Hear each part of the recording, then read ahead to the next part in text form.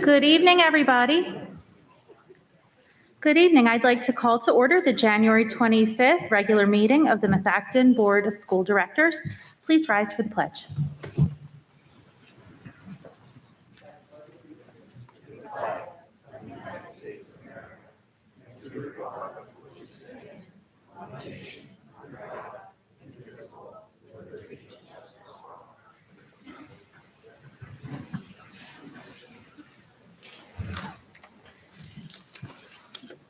The public is hereby advised of the audio and video recording of this meeting for the purposes of rebroadcasting. The board met in executive session on January 19th, 2022 virtually for the purpose of discussing matters of personnel involving 3 current professional employees and 1 former administrative employee. And for attendance, everybody's here except Ms. Cancro, everybody is here. All right. And we have 1 board member remotely. Do we need a roll call for attendance? Sorry? It says roll call for attendance. We don't need that. Yeah, you should read this part right here. Okay.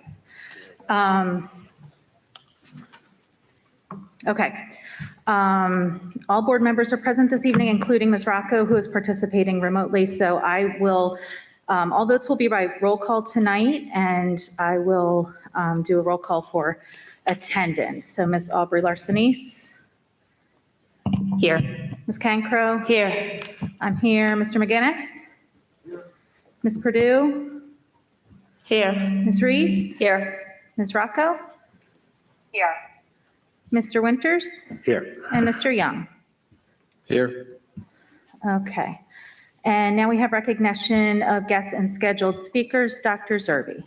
Thank you, Madam President. This evening we have 3 presentations. The first one, we have Dr. Jamie Gravenese, high school principal of Methacton High School, and she's here to recognize a number of outstanding employees that I hope you will also join in recognizing them for all their hard work and their service to their students, staff, and the faculty and the community of the Methacton School District. Dr. Gravenese. Good evening, everyone. Thank you so much for having me tonight. I'm very excited to share with you our High School Award of Excellence winners. Our first recipient is Christy Simpkins. Christy's an instructional assistant at Methacton High School, and she is just an invaluable asset to our team. She is so quick to help students with their individual needs, and as well as being in the classroom, Christy is always willing to provide support as we onboard new support staff. She facilitates our weekly assurance testing, is meticulous with her communication and organizational skills, and gives so much of herself every day.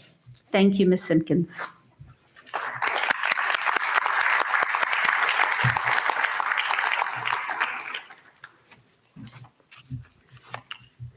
Our next recipient is Officer Valdez. Joe is an instrumental part of our Methacton High School team.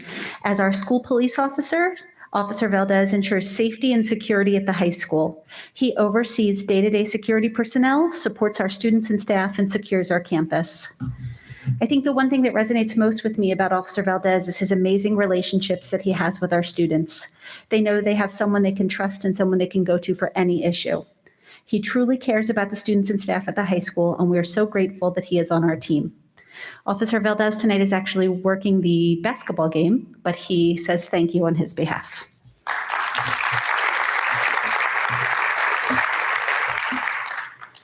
Next up is Pam Lin. Pam is an office assistant, and she is the first person you see when you walk into the high school. Her positive, upbeat personality creates just such warmth in the main office. She always has a smile on her face and is the first person you'll see when you arrive at the high school. Her teamwork, communication, problem-solving skills, de-escalation, and overall people skills are just a few of the attributes that makes her so special. She's the ultimate team player. Pam genuinely cares for the well-being of our students and staff. Thank you, Pam.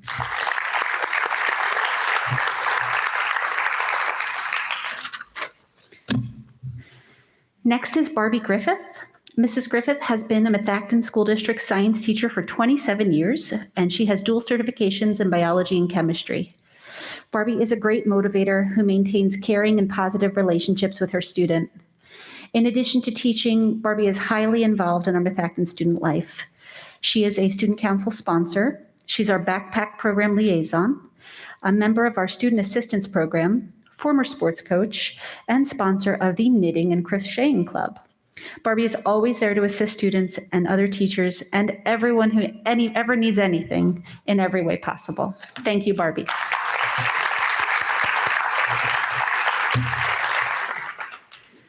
Next is Jill Palmer. Jill is a warm, caring, dynamic, multi-talented woman. She's a favorite among her students. Jill is a student council advisor, has planned our homecoming celebrations, and runs several food drive and adopt a family events each year. Outside of the classroom, Jill formerly had coached JV and varsity field hockey, where she took her teams to the state championships. She also served as an assistant principal as a teacher on assignment a few years ago. Jill does everything and anything we need, and we're so grateful for all she brings to Methacton High School.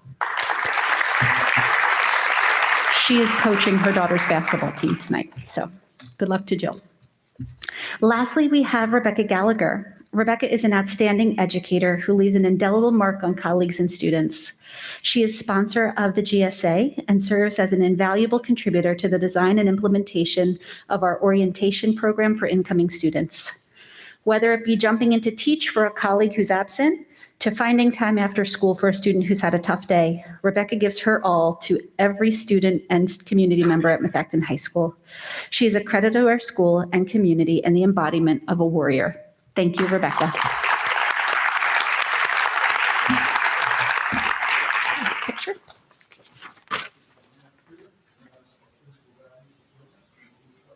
Jamie.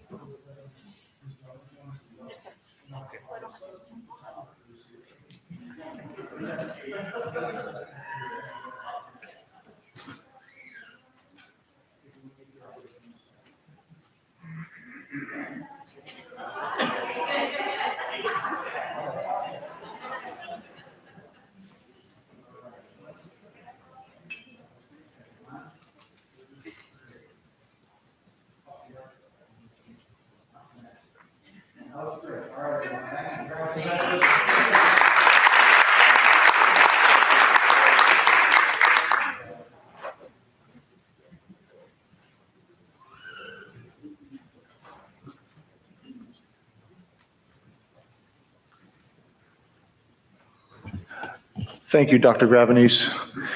Next on the agenda, we have Dr. Spiewak, our athletic director, to present coaches and student athletes who are to be recognized this evening for outstanding play and competitions. Dr. Spiewak? Thank you, Dr. Zerbe, and members of the Board of School Directors for having us this evening. Certainly, we had a super exciting fall sports season.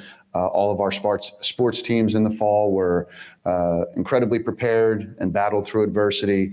But we did have two programs in particular that have earned special recognition here this evening: our girls tennis program and our boys soccer program as well.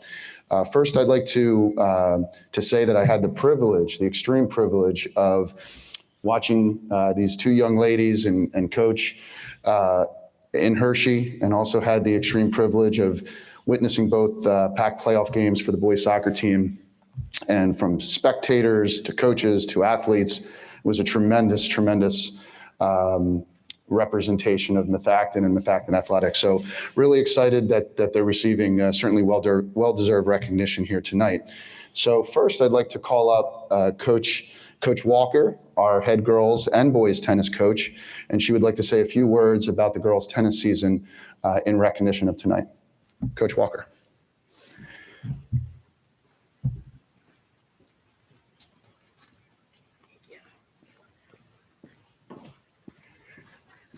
Okay, thank you. As Dr. Spivak had mentioned, we had a very big, exciting season this past fall for tennis. I'll give you a little background real quick on how this works with tennis, because just like many of the sports, we play as a team, but you also get the opportunity to participate in individual activity as well. So you have singles tournaments and doubles tournaments. These two talented tennis players, they got to win the state championship this year. They went as far as they could possibly go and brought a state championship home to Methacton. So first we started with the league play, just to give you an idea how it works. They were our number 1 and 2 players on the team. So they went and entered this tournament. You play against the other teams in the pack. They only lost as a team 2 games. I don't know if you know much about tennis, but you have to win games, to win sets, to win matches. They lost a total of just 2 games in our entire league. So they claimed that title easily, moved on to the district tournament, and they battled it out big time. We had several big matches, and they made it to the finals. And the umpires, they refereed the US Open, all kinds of different events. And they played the most amazing match. They came off and said that was like being at the US Open. They played a 3-hour, 3-set match against Conestoga to win the district title. So it was very well earned. It was I was very nervous, but it was very exciting. And then we moved on. We got to go on to the states, and we played teams from all over the state. So that was exciting to see different talent. But sure enough, we got Conestoga again in the final. And Conestoga is known for having a very strong tennis program. All those mainline schools, those kids grow up with tennis rackets in their hands all the time. So these girls went out there and they were very confident. I said, you did it once. I'm like, you can do it again. And they went out there, they played great. In 2 sets, they took them this time, and they actually got the state title. So it was very exciting. And they're young yet. We have a junior and a sophomore. So at this time, I would love to bring up the state champs so you can actually meet them. So I'll have them come around.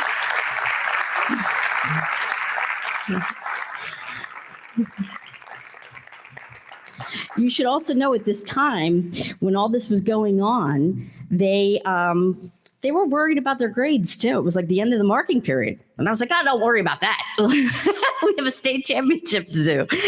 No, they did very well. They work really hard on and off the court. They're very dedicated tennis players. They do put in the time off season. And that's what it takes these days to be very good. So we're very fortunate to have this level of tennis players. They play, they commit, they have very committed parents. If you could just say hi. It's very important to understand how involved the parents are, because I get the opportunity to coach them and be around them during the season, but the parents really are the ones that really drive them to tournaments, go to these clinics on the off season. And that ultimately is what has made them the strong tennis players they are. So first and also when we went to Hershey, we had to play 2 days in a row. So they drove home, and then had to come back and be in Hershey the next morning at 8 a.m. just to see their children win a championship. So that was pretty cool. They were awesome. We had some good bonding experiences. It was great. So first, our junior, Alice Liang.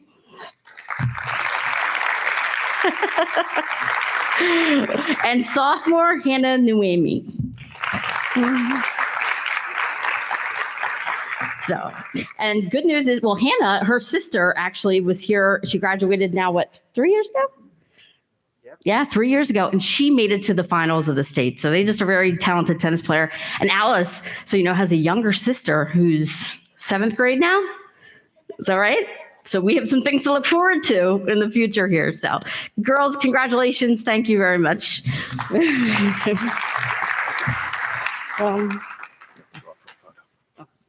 Go around again? Yep.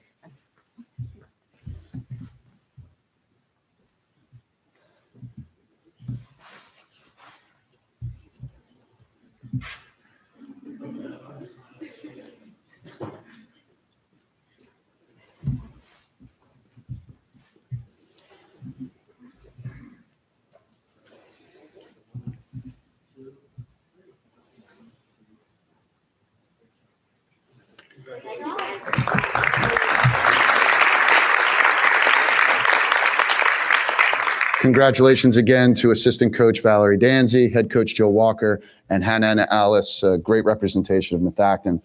Coach Stevenson, you have some shoes to fill from an excitement standpoint here, so good luck with that.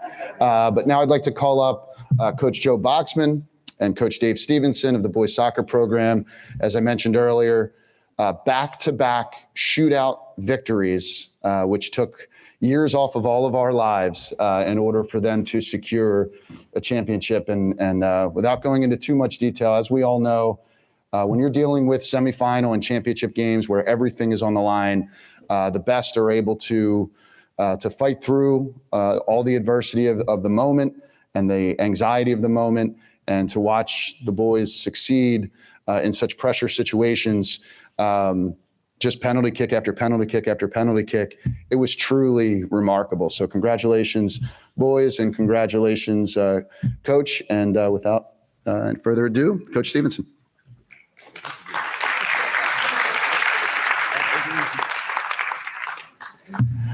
Okay, I have to get my glasses out here anymore.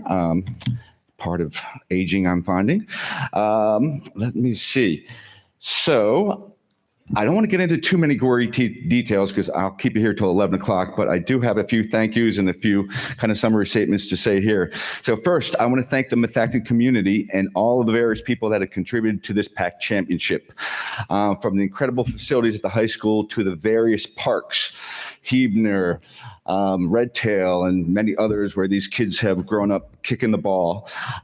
It's definitely been a community endeavor to make this happen.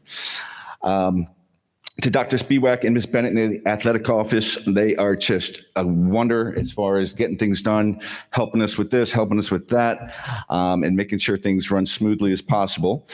And then we, of course, have some wonderful parents. We have a parent booster club led by Miss Jen Halfpenny, who's passing on the mantle this year, but she's done some great work for the last 3 years. And this group is the ones who organize things. We do a lot of things behind the scenes as far as a very successful car wash. We have pasta dinners, senior night, and this group makes it happen. And then, of course, the parents who've been dragging their kids to soccer practice and finally handing over the keys in some cases, but they have been just fantastic to work with and helped to make this whole season very, very special. So we have a few coaches, one who is not in the States right now, but Liam Woods was the varsity assistant, and he has been engaged with Methacton, what is now FC Montco, soccer program for years. And Joe Boxman, who's joined us for the last couple of years, who has done a great job with the JV, and another former coach, Andy Wilkes, who helped us out in the final championship game and has helped us with these guys for years as well. So as for these young men that destiny has brought together, they have accomplished what no other Methacton boys soccer team has done, and that's win a PAC championship. We joined the PAC in 2008, and we've had various years of success. We've gotten close to getting to this semifinal, and this year things just kind of came together in a somewhat miraculous fashion. And again, I don't want to get into too many details here, but we got to the championship as far as the semifinals. And as Dr. Spiewak mentioned, it went to penalty kicks. And if you're not familiar with soccer, that is way that a tie gets finally resolved. And our players came through in the clutch. We go to the championship game 2 days later, same situation. We go to penalty kicks, and well, what you usually see in soccer is that it's the best out of 5. Well, both teams scored the first 5, and it wasn't until the 7th player that finally the championship was decided, and this is where the celebration ensued. So with that, these players, as you can see, they are wearing their championship shirt. But now, players, I'd like you to put on your championship, we're going to call it an anorak, I guess is officially what it is. So these have just come in, and this is something that the players will keep with them for, well, hopefully for many, many years to come.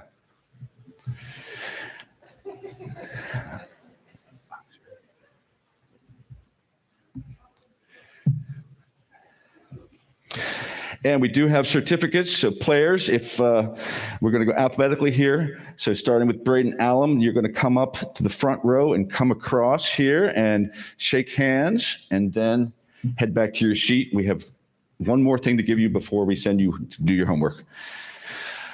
So first up, we have Captain, Junior Captain Braden Allen.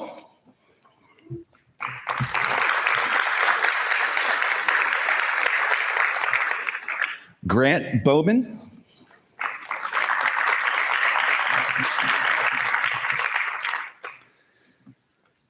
Lucas Capellini.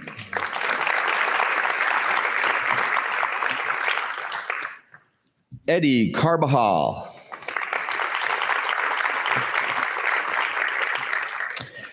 Cam Chilson, who is playing basketball right now, so we'll hold on to that one. Zach Cho.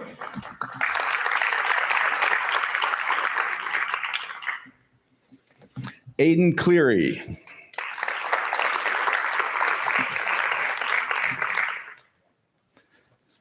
Logan Courtney.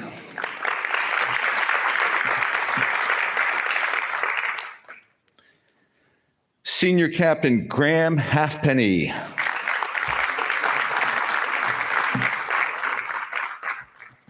Dylan Herzog.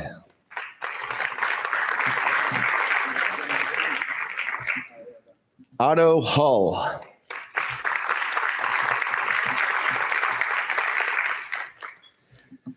Braden Kavanaugh.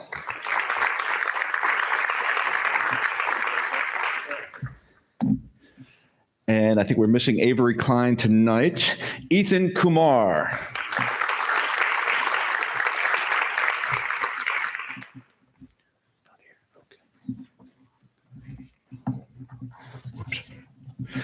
William Orcutt.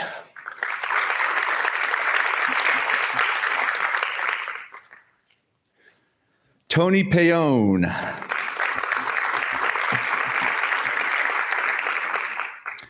Armand Punchi.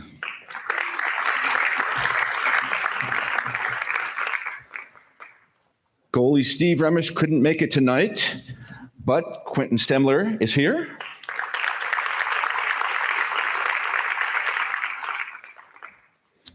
Wyatt Stemler.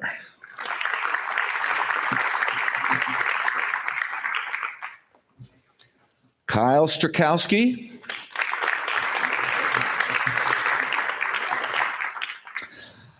Matt Weber also could not make it tonight. Michael Willen.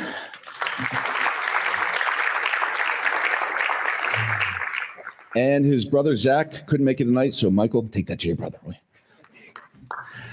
So, ladies and gentlemen, I want to present to you the 2021 PAC champions, the Methacton Warriors.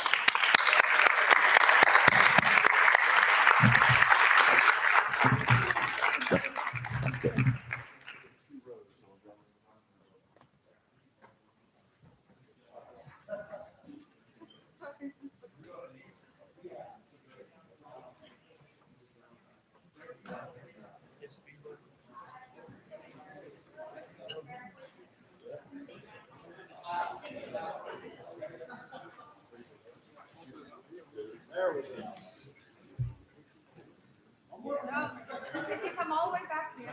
Yeah. All right. Wow, that's everybody. Okay. 1, 2, 3. The back. Yeah, one more. All right, Mom, Dad, let's do this. Nice job. Something else. They did it. All right. Let's go, guys.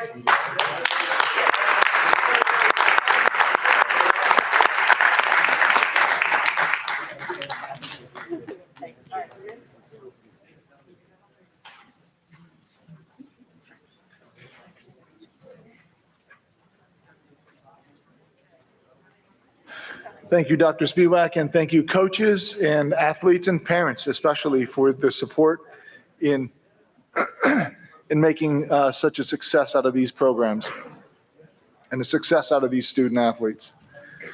Next on the agenda, we have Dr. Aaron Roberts. Dr. Roberts is the principal of Arrowhead Elementary School. He has a brief presentation on the furniture and fixtures associated with stage one of a presentation that will be followed up in a few months.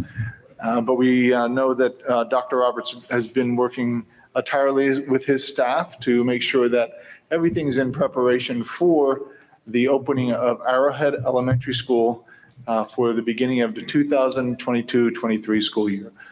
Dr. Roberts. Thanks, Dr. Zerbe. I'd just like to say how proud I am of some former Arrowhead students that got recognized tonight. So it's always nice that, to recognize our students. Or I've just been at Arrowhead too long. So congratulations to those students.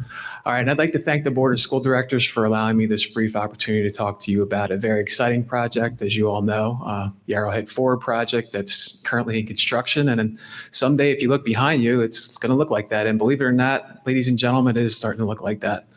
And before I start off with my presentation, I'd like to also thank Mr. Bricker, who has worked very closely and extensively with me on this project related to furniture. I think both Mr. Bricker and I have taught each other a lot, for myself from the business standpoint and for Mr. Bricker from the educational standpoint. All right, so tonight is just a brief overview of information about FFE, which is furniture, fixture, and equipment. This will be the first of two presentations. I'll be back sometime later in the spring. Obviously, for time purposes, I can't go through the entire building because if you've driven by Arrowhead, it's pretty large. And tonight we'll be focused on the instructional classrooms, specifically K-4. We'll look at some special education classrooms. We'll look at innovative learning spaces on the first and second floor. The instrumental music room, which is currently a very small room, so it's exciting to show you that. The nurse's office and the faculty room. Just as an FYI, the floor plan layouts, sometimes when you see a picture of a layout, you think it's going to look like exactly the way it is on the presentation. It will not. The teachers are great at organizing their classrooms to meet the needs of our students. So I just wanted you to know when you look at these drawings and renderings, it's just a rendering based off what the architects have provided us. Also, not all the items in the photos will be purchased. They're there just to kind of give you a layout of what these classrooms can look like.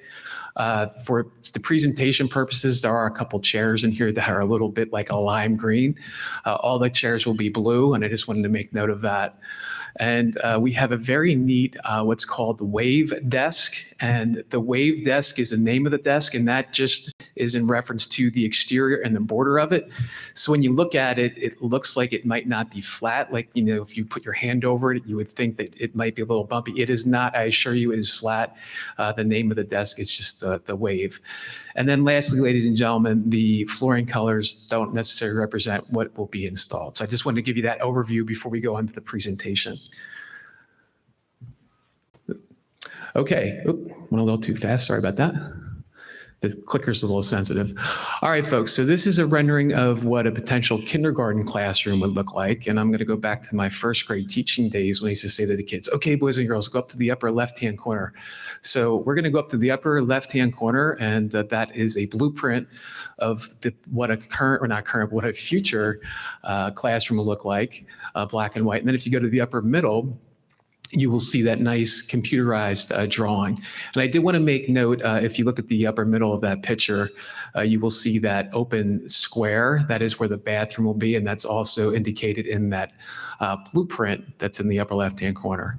And then if you look in the upper right, folks, you will see a side view of what the future classroom will look like. And it's very similar to what our current kindergarten classrooms look like. If you were to walk into a kindergarten classroom within our Methacton schools, you would see our kids working at the tables, and they would have chairs. There would be a half moon table. So again, we just wanted to give you a little visual of what these classrooms will look like at Arrowhead. Every week I do a video over there. It's always exciting to see. And last week I talked about the trapezoidal shape if you've been in Arrowhead. So in looking at these designs, it's exciting because we're going to be having squares and rectangular shaped classrooms. So I just wanted to give you that visual perspective. In terms of furniture, the kindergarten classrooms will be outfitted with a half moon table. If you look in the lower left-hand corner, there will be 6 blue stools. There will be a teacher chair for small group instruction. The classrooms will also have 5 classroom tables I just referenced that are rectangular. Again, that's where this, you'll see the lime colored chair. Again, that will be blue.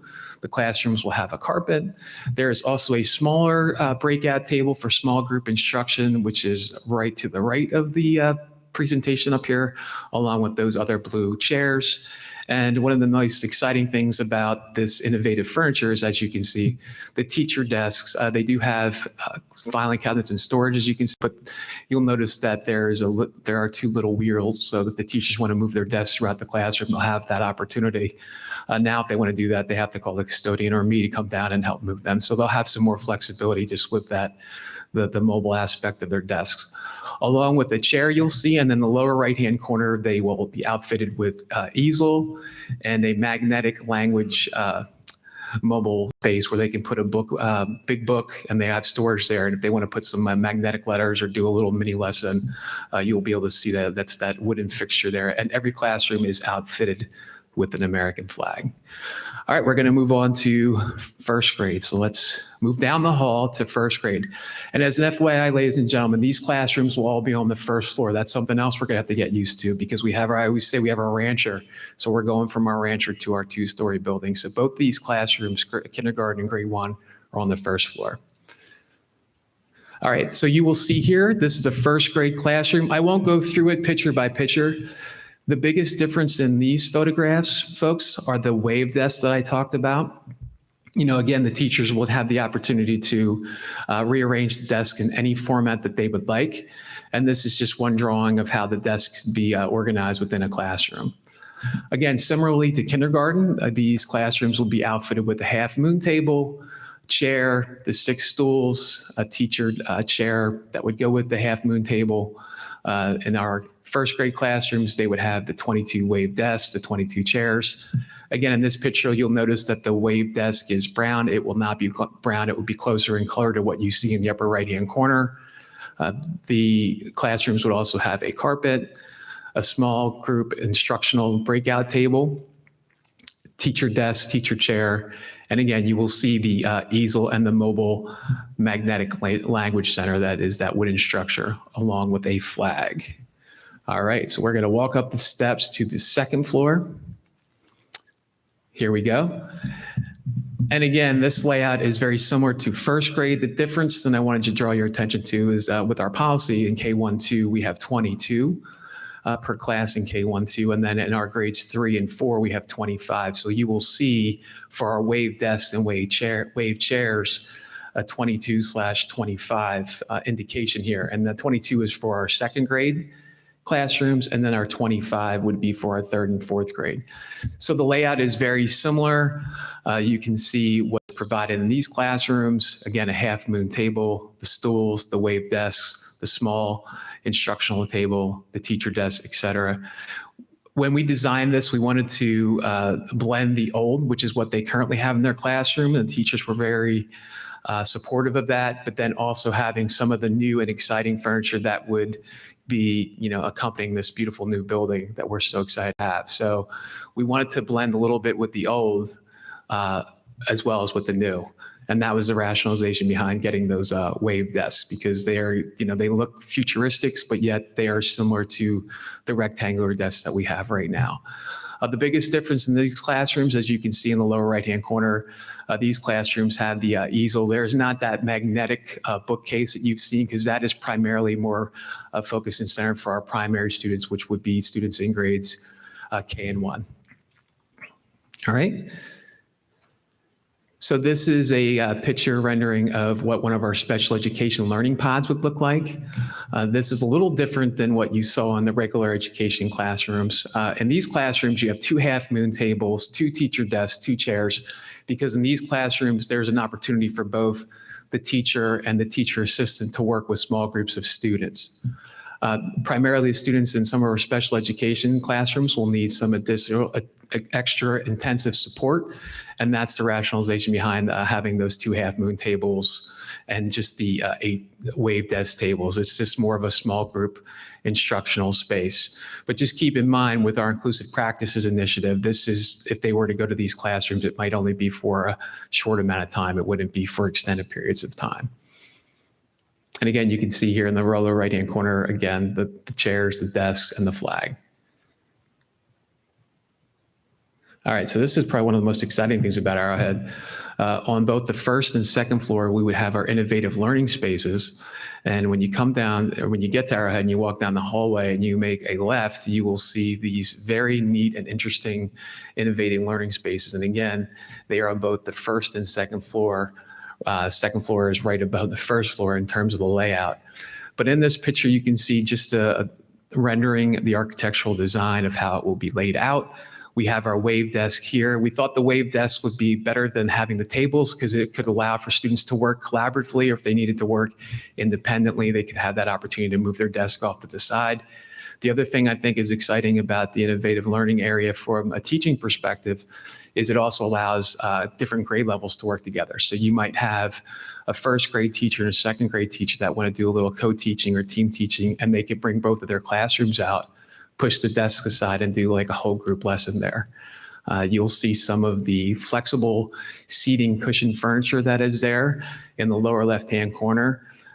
You'll see what's called the stair seating, cushion seating, the arc seating with some cylinders, and that's a current setup of what we have in our library. So some of that furniture looks very similar to what the Education Foundation over the course of a couple years ago provided to our library. So we're excited about that and just the opportunities for this innovative learning space for our students. All right, this is exciting because we have a full-size instrumental music classroom, and I wanted to share that with you because if you've been to Arrowhead, it's a small space. So we have a full-size instrumental musical classroom with new chairs, new stands. We like the large carpet musical theme carpet that we have there, and a teacher desk. So I just wanted to share this because what we currently have really pales in comparison to what our students will be afforded with in our new building, full-size instrumental musical classroom for larger groups of lessons. And we're just wrapping up here. Here's the nurse area. Again, we have our exam room in the upper left-hand corner. It doesn't show up as nicely in the drawing in the upper, or not the drawing, but the picture in the upper right-hand corner if you look in the upper left. But this area, ladies and gentlemen, we have, when the students walk in, you'll see the 3 seats that they can be evaluated by the nurse right there in the lower left-hand corner. You will also see in the lower middle a private area for the nurse to make confidential phone calls if students were in there, if she needs to get a hold of anyone. And then in the lower right-hand corner, you would see those 3 beds. And then if right across from where the 3 beds are located, that's where the exam room would be. So that's a beautiful space, and we're really excited for our nurse and for our students. And then the last piece of information tonight with this presentation is the faculty room, very similar to what we currently have in terms of the rectangular tables. You know, again, these can be positioned in different formats when we get to the faculty room. But yeah, I mean, this is it for tonight's presentation. And I just wanted to thank you all for your time and answer any questions that you might have. Thank you, Dr. Roberts. At this point in time, we'll take some questions from the board for Dr. Roberts. So to my left, are there any questions for Dr. Roberts this evening? Yes, Ms. Perdue? I just want to know, based on the furniture, I know you mentioned that we're, I guess, trying to mix some of the old furniture with the new furniture, but I didn't get that from here. Which ones are, I guess, the old furniture that we're reusing? Yeah, sure. Great question. So if you were to come to Arrowhead, and I'm sure all of them in fact in schools, the desks, when you look at them, are just the rectangular shape. And I did ask our vendor to provide us with some samples, and they brought us some beautiful samples, and the teachers really did like those. But when we were looking at one of the samples that was sent, the Wave, we really liked that sample because it was that wavy design, and it, when you put it up next to one of the current desks that it has, that's just more of a rectangle. It had a similar look, but it just looked more futuristic. That would be more conducive to this building. Ms. Drummond, I'm sorry, Ms. Purdue, are you finished with your question? Yeah. Thank you so much, Ms. Drummond. Before I make my comment, I just want to remind the audience that we do have mask mandatory in this facility right now. So if I could kindly remind everyone to put on their mask. But not to you, sir.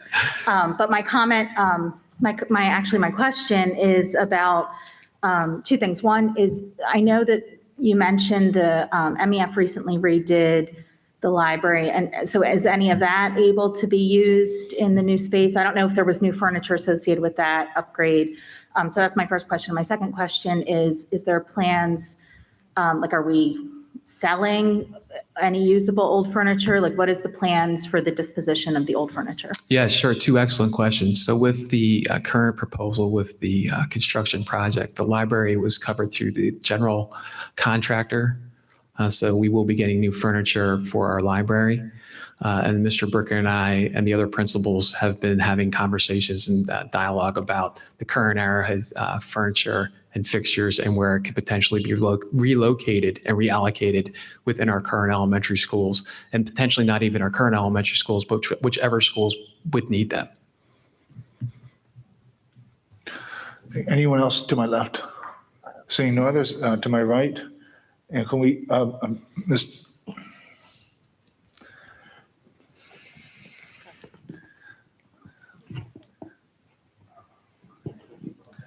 Yeah.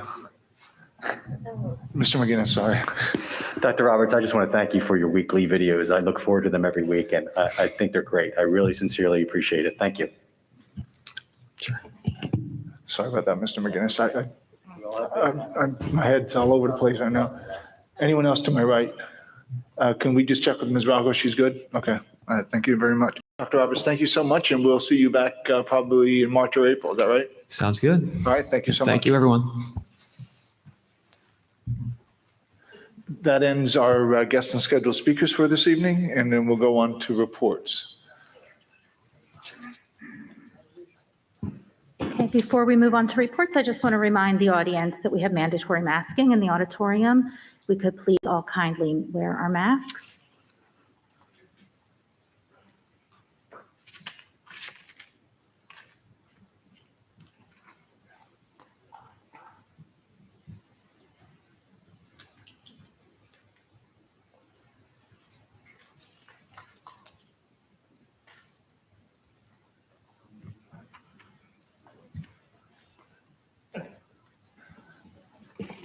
Just a comment for the public to recognize this is a voting meeting of the school board to conduct school business. And as a matter of doing that, as part of school business and as part of school policy, they've enacted the mandatory use of masking. All we're kindly asking everyone to do is to participate with the policy of masking so that the board can conduct the business. If we're unable to conduct the business, it really puts a detriment into the operations of the district. So we just kindly, while you may or may not see our policy in the same light as maybe we see our policy, all we ask is that you allow us to conduct the business of the board here this evening by cooperating with us. So we appreciate that. You can't vote if we don't mask. And if you're in need of a mask, we do have masks available in the lobby. Is that across the board, or is it only the person that's speaking doesn't have to wear a mask for 20 minutes? Does the voting prevent COVID? I don't understand. Wait, you can't vote if we don't mask?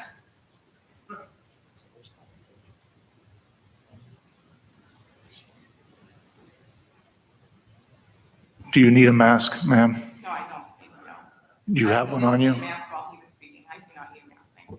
We're asking you kindly to put a mask I on. will not put a mask on. If he does not have to wear a mask, as he does the full presentation for 20 minutes, and she also did say, everyone put it except for you. I want to know why I'm being singled out then. Because we allow for speakers to be unmasked for the period of time for which they speak, so that we can best, so that we can best hear their presentation. You're speaking with the mask We're asking you kindly to cooperate, as everyone else is here in the building, with wearing a mask so that we can move on with the process. Should I stand there then for the evening and then I'll be able to not wear my mask? Ma'am, this isn't an exercise. I'm sorry. This isn't an exercise. Policy or is, I'm sorry. if it's being masked in the building or not, then it has to be masked for the building or not. I mean, come on, you're singling me out. He just stood there for over 20 minutes and presented without a mask on. That's the worst I'm part about that. near nobody. Why is it any different from me? You don't get to choose. You're decide. singling me out. That's what you're doing. You're singling me out.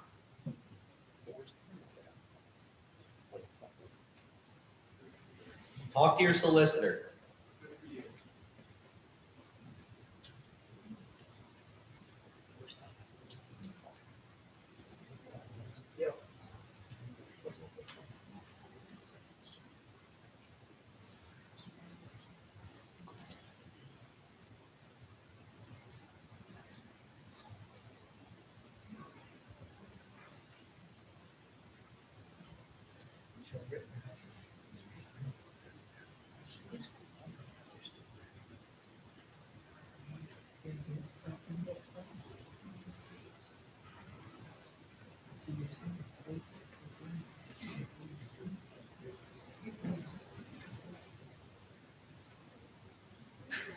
Oh, come on.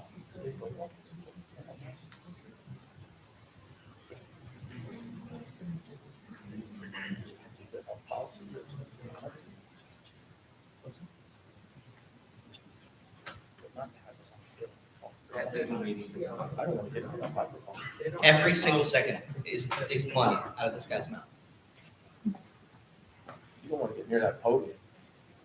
Don't get that podium. It's the, why, It's covered with, podium stop the spread. That's the vaccine right there. it's covered with product you can get behind. It's covered with saliva and everything else.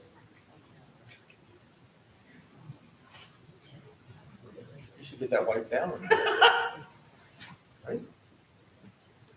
It should be wiped down. This is insane.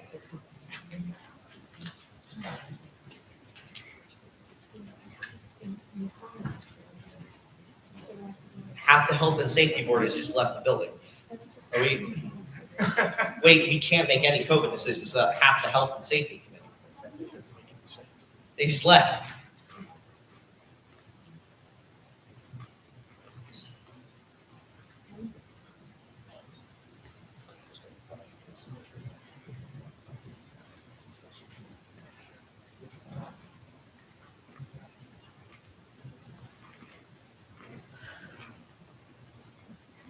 Let's just go live.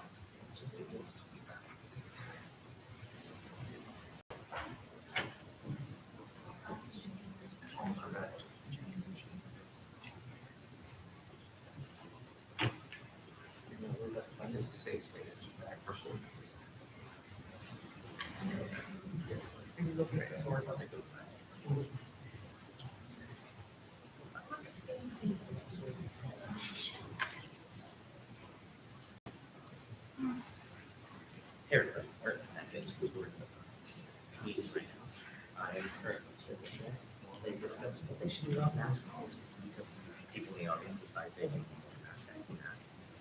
Where I'm currently, we are in a multi-minute situation. It's been not, it's still right. It is all good. So we are currently in this holding pattern as we wait for a decision from the district. Elizabeth Drummond, president of the school, is helping us decide. Thank you guys for tuning in. You as well. So current issue is we have a member.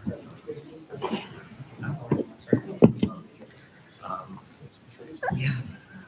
The whole thing is coming apart. Brandon. Okay, so that we can finish the business of the district and conduct our business appropriately, we are going to move on with the agenda. We have reports this evening, committee meeting minutes are attached. We do not have a report for DEI this month. Does Ms. Reese have anything for the IU? Our IU meeting is tomorrow. We're always a Okay. day ahead of them, but, and you can add to anything for North Monco. for North Monco, but I just wanted to remind the public, if you are interested, if your current 8th grader or 9th or 10th grader is interested in attending North Monco, there is an open house on February 3rd. So you can get more information. And our 8th graders did this week or last Friday go on a field trip to visit North Monco. So we look forward to new students attending North Monco next year. And I don't want to spoil it, we'll probably announce it later, but we did have a winner in the mechanical diesel at the skills competition, who I believe moved on today, but we'll keep you posted. So congratulations to him. Yeah, the only thing I have to add for North Monco is an open house coming up on the 3rd of February, and they're going to be doing a car show for the first time, I think, on April 9th. If you want to save the date for that, their Education Foundation will be setting that up. Okay. And then next we have student board representatives. Good evening, everyone. The new year has brought nothing but success to both the boys and girls basketball team. The boys are off to a record 15-0 start and are playing right now at home against O&J Roberts. This is their senior night. The girls are also an impressive 14-1. Their senior night is next Thursday, February 1st. Wrestling, swimming, and indoor track are all underway into their seasons. The first Mr. Methacton practice was held today after school. The actual event will take place on Friday, March 4th. Seniors who are interested in potential scholarship opportunities can head over to the Class of 2022 Google Classroom. Also, if you're interested in participating in your grades dance-off or mini-thon, you can fill out a Google form, which is also found in your grades respective Google Classroom. Good evening, everyone. Although the new year has just begun, in January, Methacton's first semester came to a close.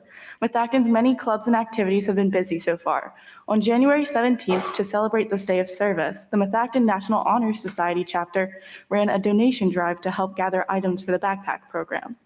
The donation drive was very successful, so thank you to everyone who participated. The morale of the student body has increased with the announcement that midterm and final exams have been waived for the 2021-2022 school year. On January 31st, Methacton will have a late sign-up window for AP testing, which will end on February 4th. AP students, please check the AP Google Classroom for more information about sign-up and fees. Thank you. Thank you so much. Next, we have Mr. Beam for the foundation.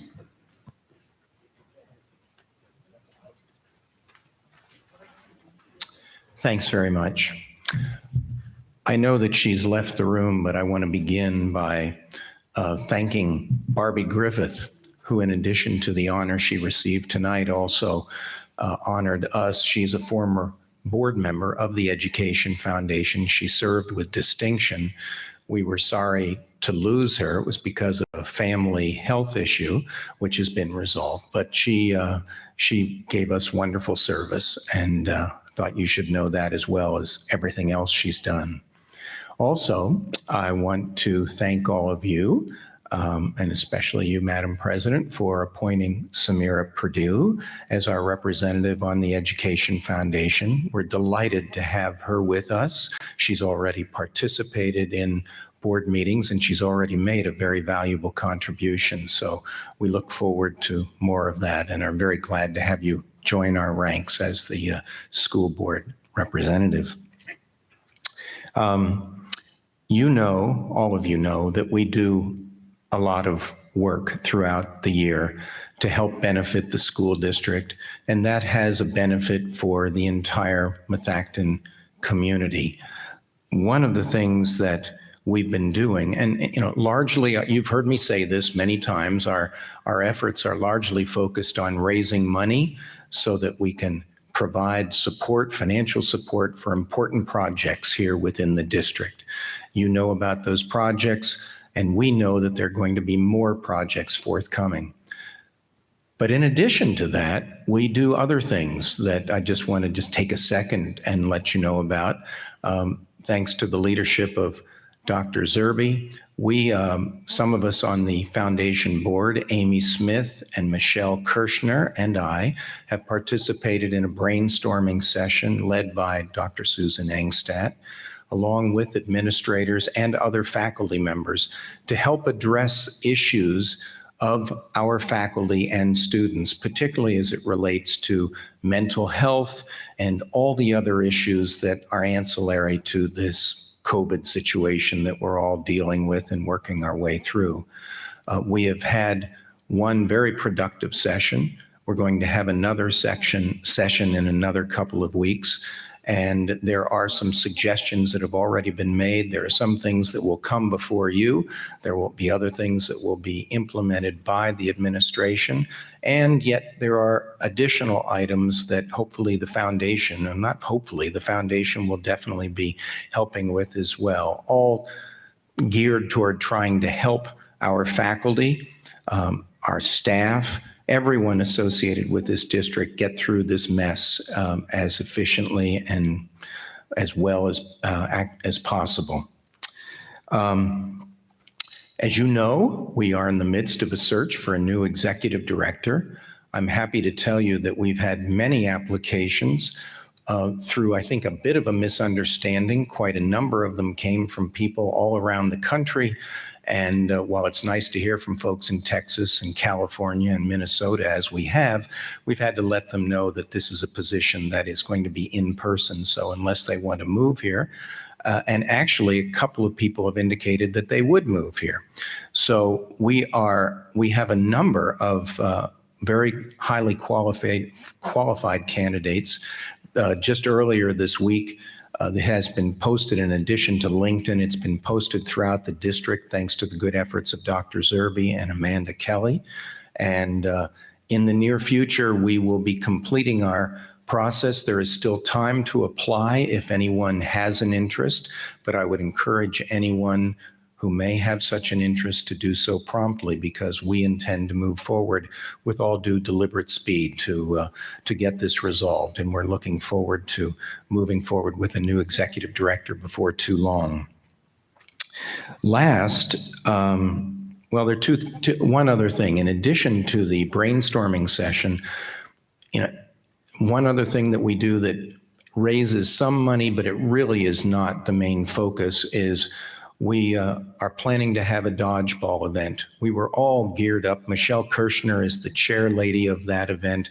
We were all geared up in last year and actually in 2020, but COVID struck, and so that has been postponed. We have high hopes of having it at the end of April. However, it's sort of like everything else. We're monitoring the situation. We will make a decision closer, but this is something that will involve not only students, but also faculty. It could involve school board directors and other adults in the community. It's going to be held outdoors, and we think it's going to be a lot of fun. I don't want to be on the team that's against Dr. Zerbe, because I heard he throws a very mean dodgeball, and I hope to find out, actually. So we're keeping our fingers crossed that we'll be able to have that event. It's something that we think and hope will promote the right kind of spirit here within the community.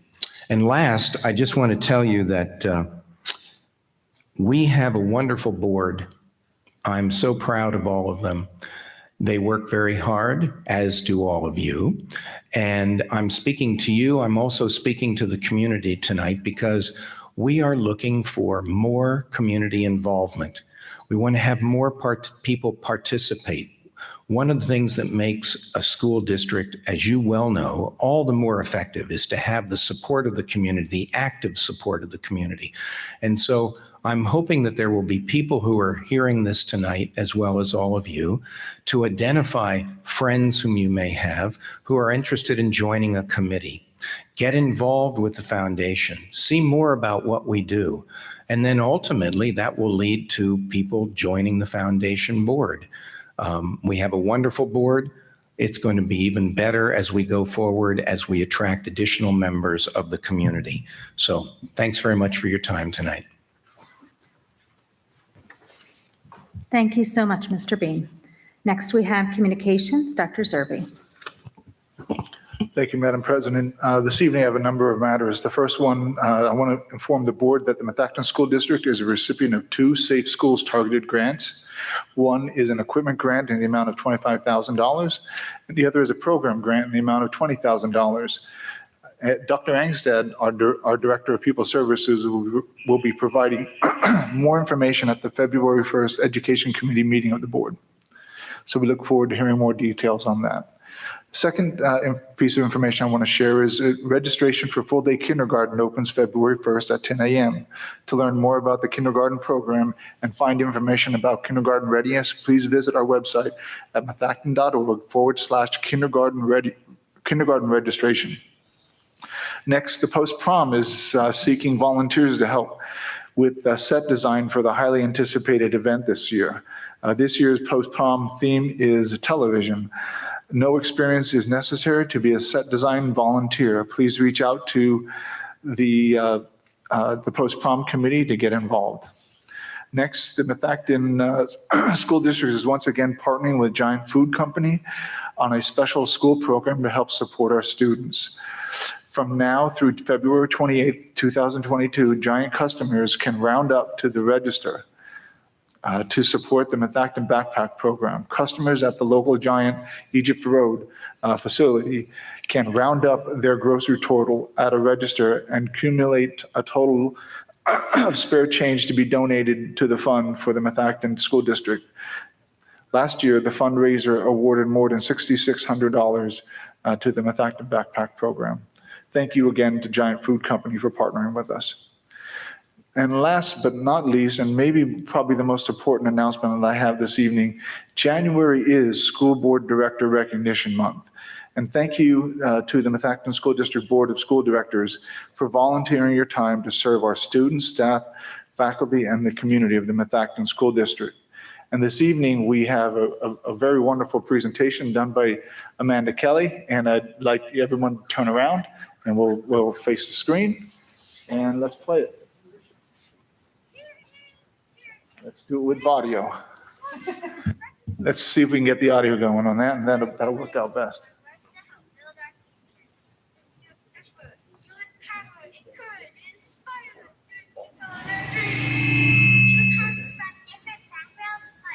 Operate with the one focus to ensure an exceptional Methacton. Okay, let's just start it over if we could. That'd be perfect. You lead with imagination and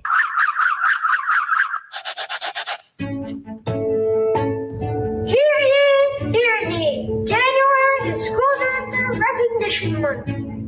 We are counting the ways the board works to help build our future. With your effort, you empower, encourage, and inspire our students to follow their dreams. You come from different backgrounds, but operate with the one focus to ensure an exceptional Methacton School District experience for all. You lead with imagination and enthusiasm so that we can succeed in this world with confidence. You spend countless hours at meetings and make decisions that affect the future of a school community. And you all this work as volunteers. Thank you for everything that you do.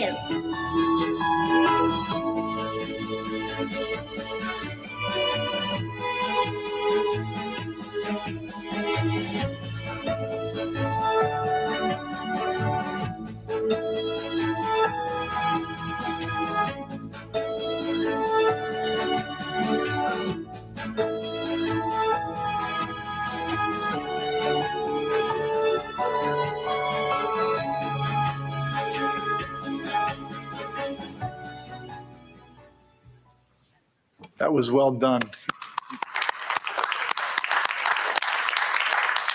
So if I may, I'm going to ask Mr. Regina to call off each name of the school board director here this evening. And we're going to ask Dr. Angstad to come down to help me hand out the certificates, along with our substitute photographer, Dr. Matt Walsh.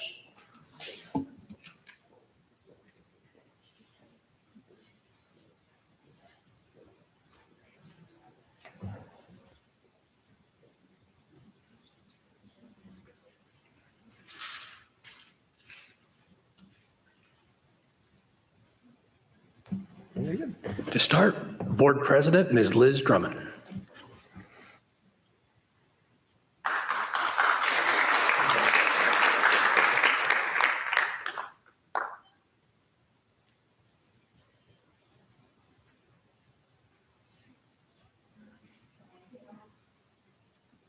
Board Vice President, Ms. Jen Cancro.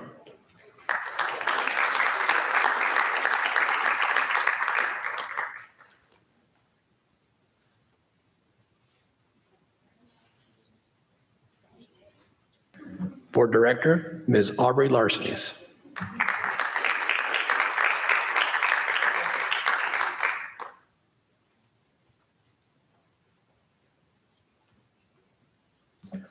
Board Director, Mr. Drew McGinnis.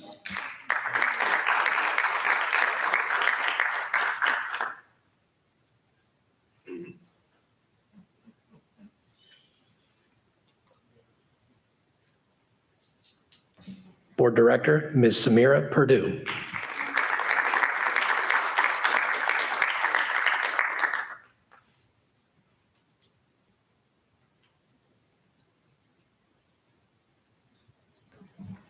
Board Director, Ms. Andrea Reese.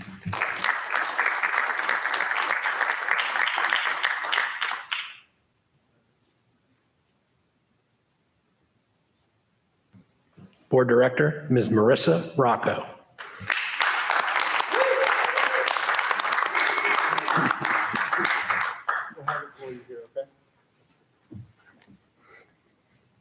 Board Director, Mr. Paul Winters.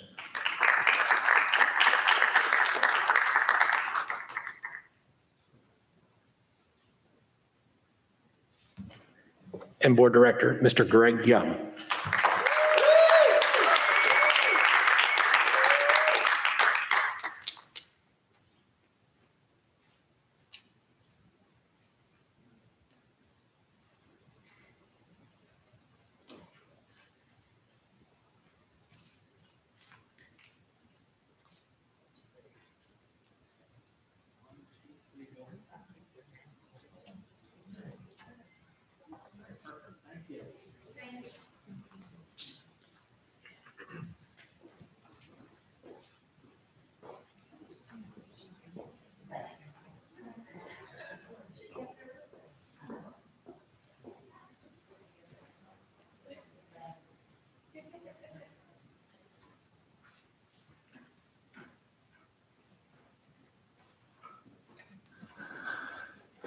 Certainly, certificates are nice and thank yous are nice, but it really means a lot to our administration, to our faculty and staff and our students, for each of the 9 of you for taking time out of your personal lives to help make our students achieve, our faculty better at teaching, and our administrators better at administrating and making our school district a place to call home and be very proud of. So thank you all for all that you do every day. The phone calls, the emails, the late nights, all that stuff was true and cute as part of the video, but you make a difference, and we want to thank you all for everything you do for us. That ends my report. Thank you, Dr. Zerbe. Thank you for the recognition, and please do thank Ms. Kelly on our behalf for putting together that Certainly. video for us. And now Superintendent's report. As noted on the agenda, there is one advisement. That's all I have for this evening. Thank you. Now it's time for public comment on board action items. The board will take the comment. This is an opportunity for residents to comment on matters that are to be decided upon as outlined on the agenda. The board asks that you keep your comments to 4 minutes or less. The Board of School Directors may choose to respond to matters following the conclusion of the comments on board action items. Please state your name and municipality. John Andrews, Lower Providence. One of the items on the agenda this evening is the special meeting minutes for that meeting that was held, I think, on December 16th. I believe there was one vote taken. The way the minutes read, there are two votes taken, one ahead of the public action item inputs and then one afterwards. Clearly wrong and very sloppy. I believe this should be fixed prior to an acceptance vote. A second item on the agenda is a new flagpole, a lighted flagpole, because of the bump out of the front of the Eagleville School. I presume Eagleville had a flagpole before that front bump out, but the two change orders totaled $15,300. That's a very expensive piece of equipment. And part of that expense is that the architect gets a fee on it, and the general contractor gets a fee on it, and Fidavia get a fee on it.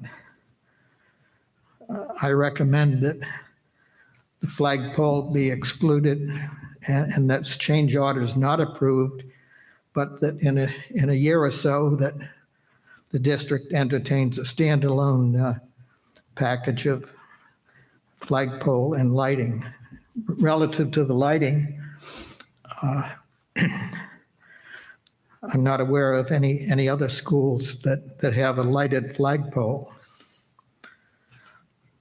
So I think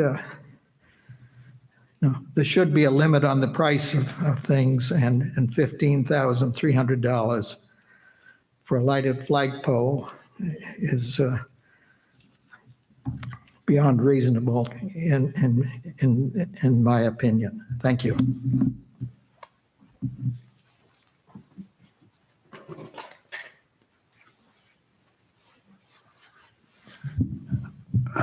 Jim Malik, Worcester. Ms. Drummond, I don't think it's etiquette to text while he's giving his presentation to you. I think that's disrespectful. Payment of the bills. We have 3 security guards here tonight. What are they here for? To protect us or intimidate us? Can somebody tell me? 3 armed security guards? What do we have, bullion under the table up there? Or what? The reason I ask, can you tell me what's in the payment of the bills that deals with paying their salary or their fee? Do you know how much that is? Anybody know how much we're paying 3 security guards, armed security guards, to be here watching this disruptive crowd? I think you guys are a little overboard. Sweet Stevens, October legal bills, 58 grand. Sweet Stevens, November legal bills, 55 grand. Can somebody give me the breakdown? Is that all right to know? Anybody know? Well, I'm assuming they're all right to know. I'm going to tell you not to pay them and to fire Sweet Stevens. We're being taken for a ride by Sweet Stevens. Did anybody review the invoices and the bills? Anybody up front? Raise your hand if you reviewed them. So it's no wonder we have $1 million in legal bills. You guys don't review them. They just bill whatever they want. You don't care. Who's primarily responsible for reviewing the bills? Is that you, Dave? Because you're the one who caused the problem. We were fine right to know wise here until you, on your own, put the solicitor in charge of the entire right to know process in 2018. That's on you. $1,700 was our bill in 2017-18 for, no, actually $1,700 of legal bills. Ever since you put them in charge, we're up to $1 million. It's on you. You ought to fork it over. Give it back to us. What a colossally stupid thing you did. How many of these bills have been double paid? Anybody want to tell me that one?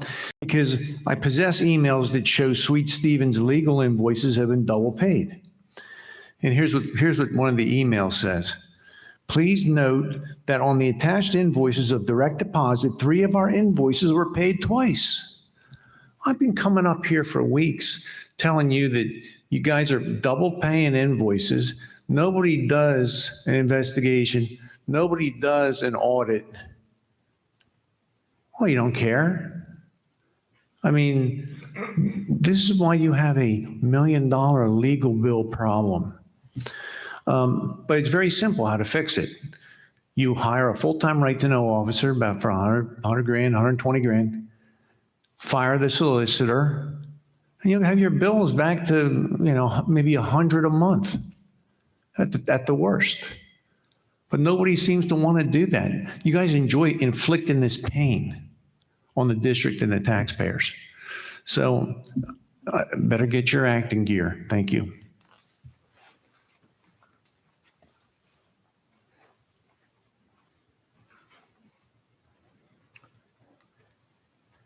I'm going to leave my mask on. My name is Joe Bickelman from Audubon, Lower Providence. Audubon is the place that doesn't have a school. It was closed, still sitting there. I too would like to talk about the legal fees for Sweet Stevens that are on the bills list. It has to do with right to know. Every district has a right to know officer. In my district at Colonial, when I worked there for 33 years, our community relations person was the right to know officer. He knew the details in and out. It was part of his job to know the details of what he could release and not release. He was an employee of the district, community relations, got an extra $1,500 to do that. He knew what could go out when requested and what couldn't go out when requested.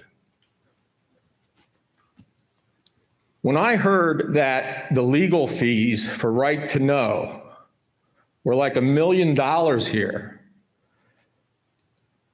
I couldn't believe it. It's a travesty. It's money not put towards the children. It's a travesty. The legal fees in 1920 school year were $600,000. In 2021, they were $1.8 million. That's 3 times. Where's a forensic auditor when you need one? That is terrible. These kids up here, they're being cheated because of you, Dr. Zerbe. They're being cheated of $1.4 million in legal fees. Out of the classroom, money out of the classroom to Sweet Stevens.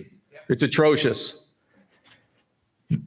The right to know officer at Colonial could tell you if the board didn't release something, he could tell the board, you're gonna lose the case in court, in Commonwealth Court, as you have when the public didn't get what they wanted and had a right to. It's a travesty. Kids are cheated. Kindergarten kids are cheated. Teachers are cheated. It's ridiculous. It is ridiculous. It's terrible. 600,000 to 1.8 million to Sweet Stevens? Come on, people. It's ridiculous. It's just a part of somebody's job here at Colonial, a right to know officer. You know what can go out and what can't go out. You do not need a lawyer to tell you that on an ongoing basis. Terrible. That's why I'm here. The next thing I'd like to speak to is a Treasury Report. $7.3 million in the tax escrow fund for an appeals case with Shenandoah that started in 2006 and hasn't been settled yet. The tax escrow fund, a taxpayer pays their tax bill and requests that you escrow 25% of that tax bill in an account till the case is settled. There's $7.3 million sitting in an escrow account And this started in 2006 because I was on the prothonotary website and saw when it started. They probably started escrowing money for the last 9 or 10 years because they pay anywhere from $500,000 to $700,000. That represents 25% of their tax bill. That's another atrocity that this board needs to settle. And it's an atrocity at the county level that no judge is calling the parties together. One party gets an appraisal, Shannondale gets an appraisal, the board gets an appraisal, okay? It's not rocket science. Thank you. And Ms. Drummond, Dr. Zerbe, way to lay down the gauntlet on the masking. I don't know what to do, wear it, not wear it. This should be wiped down after everybody speaks without a mask too. Just to let you know.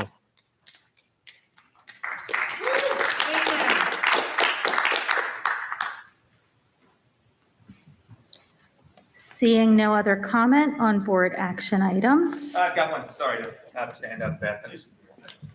please queue up. Of course, I wouldn't want to spend 30 minutes of your time like you did the last meeting at the end of it, bickering.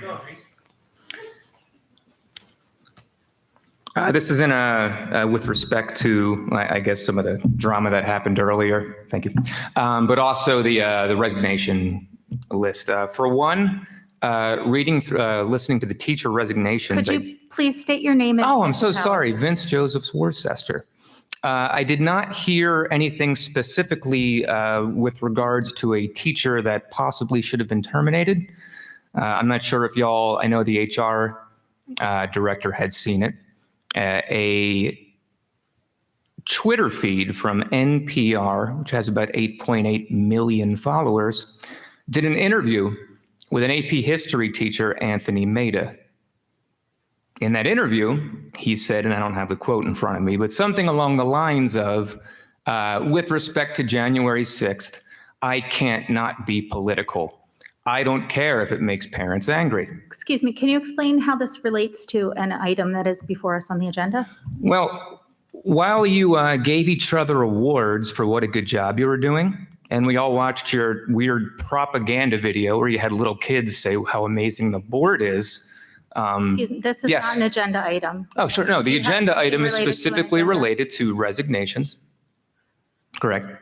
And perhaps why teachers are resigning.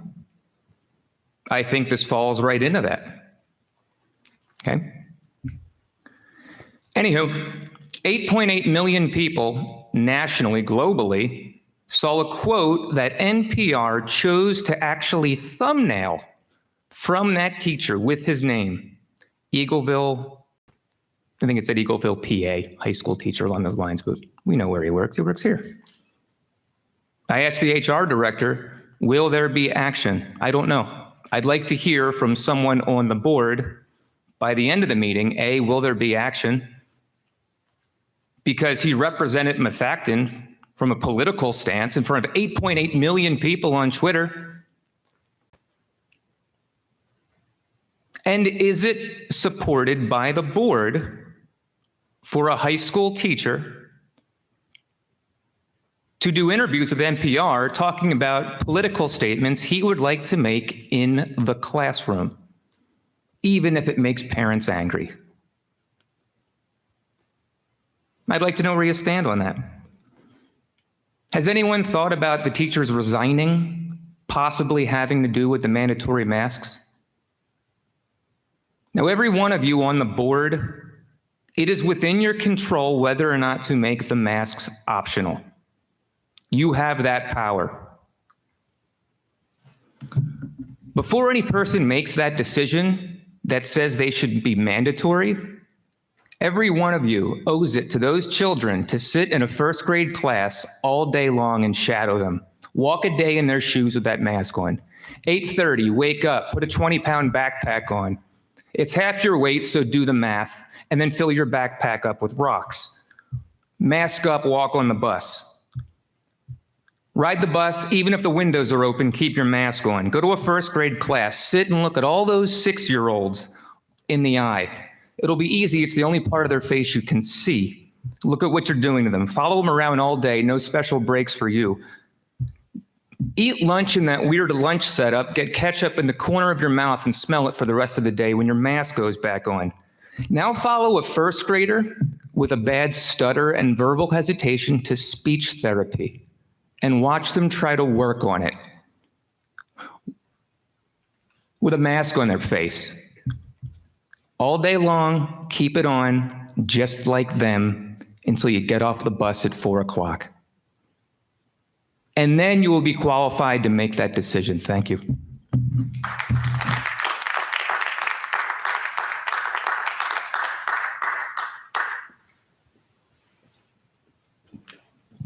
Seeing no other public comment on board action items, I'm going to move on with the agenda. For board meeting minutes, this is to approve the reorganization and regular board meeting minutes, December 6, 2021, and the special meeting minutes, December 16th, 2021, as attached. May I have a motion to approve? May I have a motion to approve? Mr. McGinnis? May I have a second? Ms. Cancro? Any comments? All right, we need to roll call the vote. All right, Ms. Aubrey Larsenes? Yes. Ms. Cancro? Yes. I'm a yes. Mr. McGinnis? Yes. Ms. Purdue? Yes. Ms. Reese? Yes. Ms. Rocco? Yes. Mr. Winters? Yes. Mr. Young? Yes. Okay, thank you. The motion carries 9-0. Next, we have fiscal items. Mr. Brooker. Thank you, Madam President. Tonight for your approval, we have the list of bills, Treasurer's Report, budgetary transfers, the 22-23 proposed preliminary budget under Resolution 22-01, mileage reimbursement at the IRS mileage rate of 58.5 cents, committed fund recommendations, 5 change orders, and 2 22 master plan projects, one for the Eagleville Elementary School re-roofing plan, and the other one for the Skyview Arcola front end replacement proposal. Okay, thank you. Would anyone like to take any fiscal items separately?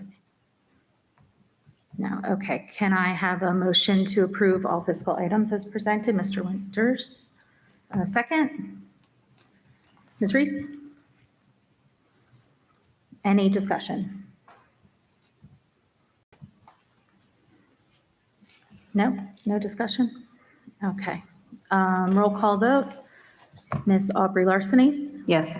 Ms. Cancro? Yes. I'm a yes. Mr. McGinnis? Yes. Ms. Purdue? Yes. Ms. Reese? Yes. Ms. Rocco? Yes. Mr. Winters? Yes. Mr. Young? Yes. All right, thank you. It carries 9-0. Thank you. Next, we have personnel items. Dr. Sorgini.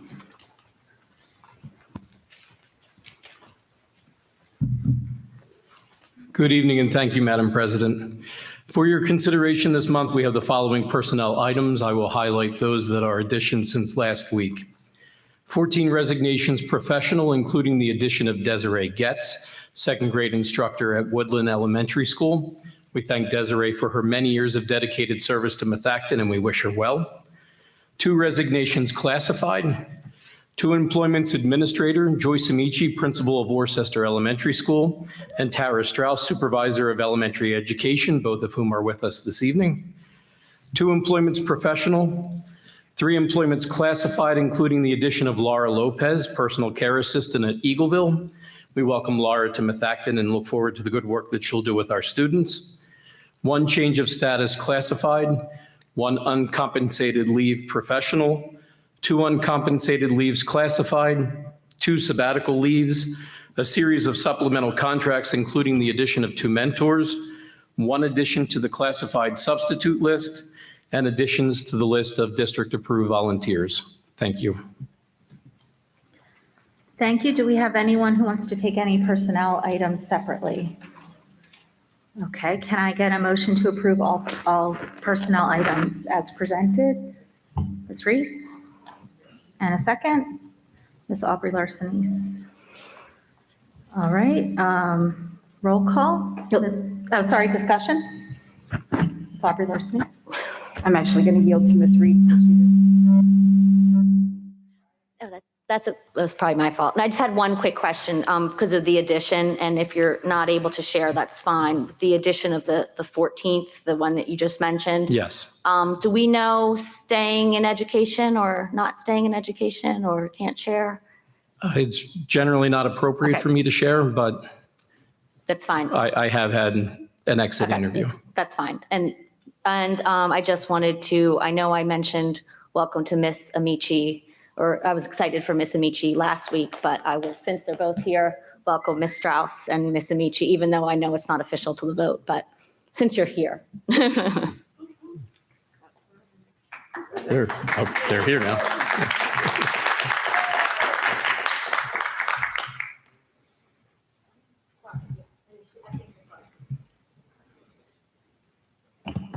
Thank you. So Dr. Sergini, as you noted, there is one additional resignation from last week. So one of the things that I had asked about last week during your presentation of the personnel matters was 5-year data on how many retirees and resignations we've had each year. And without rattling off this list, I will say we are at our second highest for retirements out of the last 5 years, going back to 2016. And we are more than double the number of resignations, and we're only halfway through the school year. So again, I ask what we are doing to support our staff. I did get a bit of information from Dr. Zerbe this afternoon. Frankly, I don't think it's enough. I think what we are doing is putting a very small Band-Aid on a very big wound. And we need to be doing more to support our teachers. We need to be doing more to give them more time, less restriction, less asks of them. And I would like to take part in the wellness committee that has formed, I guess that's what it's called, with MEF. I want to see us moving this forward further. We need to be doing more. This is not a methacton problem. As I said last week, we need a methacton solution. So I need us to be thinking even more outside the box. Dress down days and putting off evaluations until later in the year is not sufficient. We need to be doing more to keep the teachers that we have. We need to be doing more to recruit teachers to methacton. This is a problem that's not going to get better in the short term, and it certainly won't get better unless we do something very aggressive to address it. Any other comments? Okay, thank you. Yeah, I think I don't want to overreact to the resignations, honestly, because if you think about the contractual requirements that encourages those to let us know earlier, and they're incentivized to do that. But also, if you think you have about 400 MEA employees that work 30 to 35 years, that 13, 15, 16, 18, sometimes 9 is a very statistically normal number when it comes to retirements. So I don't discount the pressures that the MEA is under, and all industries are, and not just in teaching, but also the administrators, the aides, the bus drivers, videographers. Everybody is under a different level of stress. So I don't want to overreact to this early indication, because this is also a little bit, I'm sure there'll be additional resignations over the next 3 or 4 months. But also understand that that was something we wanted to know earlier, and we are knowing it earlier. Just to clarify, though, that was for the retirements. There's an incentive, but not for the resignations. That is correct. I believe there's, 2 resignations of the 14? Yes, and the numbers that I'm referring to are the numbers that were given to us by Dr. Zerbe last week. We are now at 11.5 resignations, which is double the highest number we had seen previous to this. So that's part of where my concern comes from. I'm just going to piggyback on both of you. I think it's wonderful that Ms. Larsenis is bringing up that she's concerned and that she wants our administrators to keep thinking of ways to help the staff. I don't think there can ever be any company or school district that shouldn't look at ways to, retain their staff and help them. But I also see Mr. Winter's point as well. It's a difficult time for everybody, and we know across the whole country, people are rethinking their work lives. It doesn't take away from Ms. Larseny's concern. So I would like to see that list grow, but I would also acknowledge, and I don't want to disparage any other public school districts because I don't know every little thing that they're doing at all. But I do know that I would have liked the clinic day that the Methacton teachers had.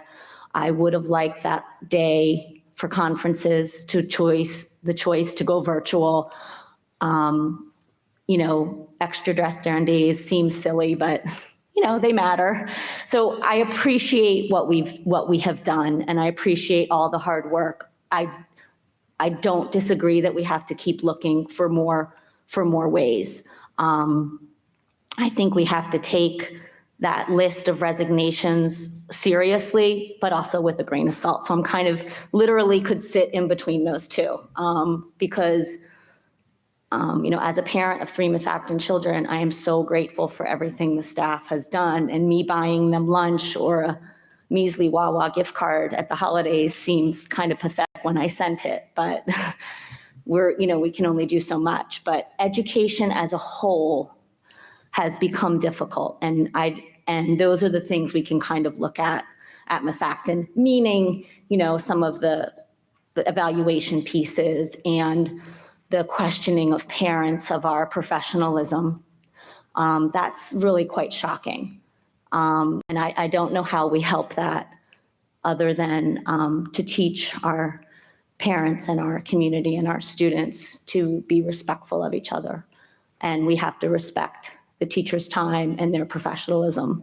That's a great place to start. Any other comments on personnel items? Okay. We'll do a roll call vote. Ms. Aubrey Larsenis? Yes. Ms. Cancro? Yes. I'm a yes. Mr. McGinnis? Yes. Ms. Purdue? Yes. Ms. Reese? Yes. Ms. Rocco? Yes. Mr. Winters? Yes. And Mr. Young? Yes. Thank you. That's carries 9-0. Thank you. Thank you. It now gives me great pleasure to introduce 2 newly hired administrators as per the board action that occurred here just a second ago. We have new to the district, we have Tara Strauss, who's going to be joining us in the curriculum office, and Dr.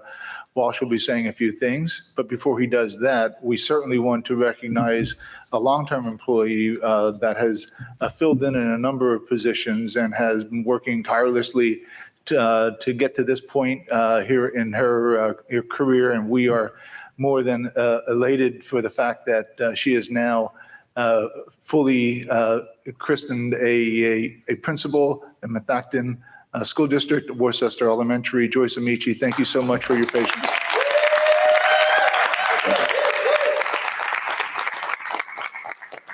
Dr. Walsh. Congratulations to both Mrs. Amici and Mrs. Strauss. As is customary, you get some tokens. Mrs. Amici, you already got your wonderful new Methacton shirt, but you can never go wrong with a magnet. Thank So you. congratulations. And Mrs. Strauss will begin with us as soon as she's released from her current district. She'll be the supervisor of elementary curriculum. And congratulations, Mrs. Strauss. You get a Methacton shirt and magnet. Oh, thank you. So there we go. Congratulations to both our new administrators.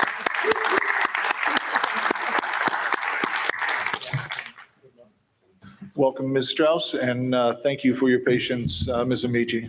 Dr. Walsh, thank you so much. And Dr. Walsh, now we have curriculum and programs. Okay, while I'm up here, approve the revised 21-22 instructional calendar as attached to reflect the March 31st, 2022 as an Act 80 K-8 early dismissal professional development day. Dismissal will be at noon for Skyview and Arcola and 1:00 p.m. for K-4 elementary schools. Thank you. Thank you. May I have a motion to approve the instructional calendar as presented? Ms. Aubrey Larsenes. And a second, Ms. Purdue. Any discussion on this? Ms. Aubrey Larsenes. Yes, I'm wondering if it would be advisable or kind of what the pros and cons would be of making this a full asynchronous day as opposed to a half day with kindergarten being asynchronous. One, along the lines of giving some more breathing room and some more downtime to our staff to be able to attend to other teaching and student needs. But also, I mean, that there could be a cost savings in not run buses for a day for what could amount to very limited in-person instructional time. So I don't know what others' thoughts are on this. I don't know what the impact would be in terms of what we have planned for professional development that day, but I'd like us to at least consider making it a full asynchronous student day for K-8. I can just address the topic. So this was placed in the calendar as a bridge between the February 18th full in-service day, which will be virtual offerings for our professional staff. The next in-service day is April 22nd for the 9 to 12 staff. That's why they're not part of the May 31st or March 31st. But then the next full district in-service day will be May 17th. And because all those activities can be completed in half a day on March 31st, in order for it to qualify as an Act 80 day under the PDA regulations, there's specific criteria. It's part of curriculum planning, parent-teacher conferences, professional development. So if we pivoted from that, it wouldn't fall under the umbrella of an Act 80 day. Therefore, it would push the student day back. The separate question would be something that Dr. Zerbin, all of you would have to do as far as it being a synchronous day. Right now, it's planned for kindergarten because the midday runs would have to be adjusted. Hope that helps. Okay, so if the students don't come in, what I'm hearing is that if it's a professional development day, it still counts as an Act 80 day. If you have certain criteria, yeah, it's very, there's certain things that fall under an Act 80 day. Again, parent-teacher conferences, curriculum development, professional development. And you have to submit that information to the state in order to qualify as an Act 80 day. So if it didn't fall under that category, it would be considered an in-service day. Therefore, it would be a lost instructional day. It would push the calendar back. So this falls under that umbrella of Act 80 for the half day. Okay, so making it a full asynchronous day would make it no longer qualify. It would fall under different criteria rather than Act 80 day. Okay, thank you. Oh, I always hit that button, Cookie. Just to reiterate, we did go over this quite extensively, discussing it with Dr. Walsh and then with Dr. Zerby as well. Those other two in-services that lay before this and after will have focus on wellness for sure. I'm pretty excited for this one, particularly because we've got some focused initiatives with the volunteer select group with the elementary school. So I feel like attendance is key. And I think it's great to have it as a half day. I understand what you're saying, but we will be addressing the wellness for sure on the other two, that, as they said.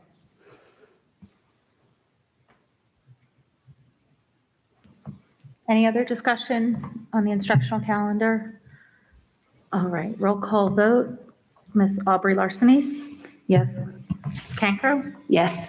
And a yes. Mr. McGinnis? Yes. Ms. Purdue? Yes. Ms. Reese? Yes. Ms. Rocco? Yeah. Mr. Winters? Yes. And Mr. Young? Yes. Thank you. That's 9-0. Thank you. Next, we have policy. So just for policy, we actually have no items for second read, so there'll be nothing for board vote. The only question I would have is the intent to repeal. I'm not quite sure, Mr. Summers, do we have to vote on that? No, it serves the same purpose as a first reading. Okay, thank you. So just items under first read as we had discussed last week. Certainly the changes to 903, something that we discussed last week specifically. And then all other items were fairly light items of change. Thank you. Thank you, Mr. Regina. Because we have no policies for second read, there does not need to be a vote in policy. So we're moving on to other. Dr. Zerbe? Thank you, Madam President. Gifts and donations, approve the backpack program donation from generous individuals noted on the attached list in total of $129.51. Second item, approve a donation received from Audubon Oaks Lion Club for the purchase of Christmas gifts for identified families at $300 for Woodland Elementary School. And the third, approve the donation received from Springfield Mitsubishi for the high school school Habitat for Humanity Club for $1,000. Also, 13B is trips. Approve the Methacton High School girls winter track and field trip on January 30th to compete at the Ocean Breeze High School Invitational in Staten Island, New York. 13C, board meeting schedule update. Again, as should have been discussed last week, that there was typographical errors on the board schedule of dates that was approved in December. And as such, these are the revisions that includes the appropriate scheduled dates in June, I believe. That ends items under other. Okay, thank you. May I have a motion to approve the items listed under other, please? Mr. McGinnis? A second. Ms. Cancro? Any discussion about other? Ms. Aubrey Larson? Just a question on the revised board meeting schedule. If, for example, for the committee meetings, if committee members had conflict that they were unable to make committee meetings, is it possible to have the meetings adjusted? I mean, that's just something that we have to vote on as a board, correct? If in fact committee members, or if we'll call it a specific committee wants to change the date or change the time for which they would hold the meeting, those dates and times would have to be generally would be agreed upon by the members of the committee, and then there would have to be an advertised date of such. Right, but it's something that we've done before, correct? It is, yes. Okay, thank you. Any other discussion? All right, roll call vote. Ms. Aubrey Larson? Yes. Ms. Cancro? Yes. Yes. Mr. McGinnis? Yes. Ms. Purdue? Yes. Ms. Reese? Yes. Ms. Rocco? Yes. Mr. Winters? Yes. Mr. Young? Yes. Thank you. 9-0.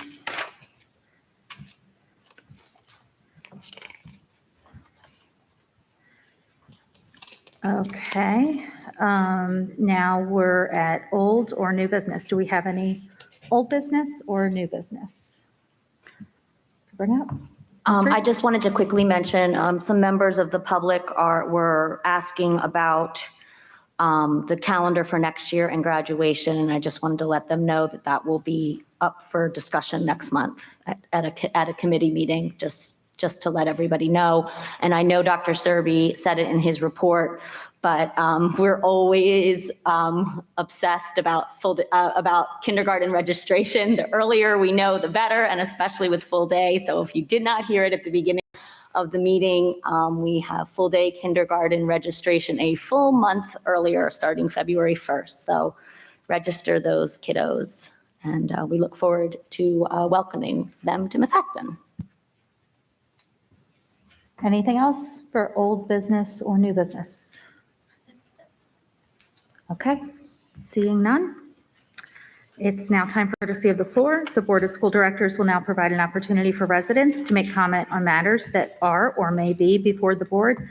The board asks that you keep your comments to 4 minutes or less. The Board of School Directors may choose to respond to matters following the conclusion of the comments, or you can submit your questions via email to information@methacton.org.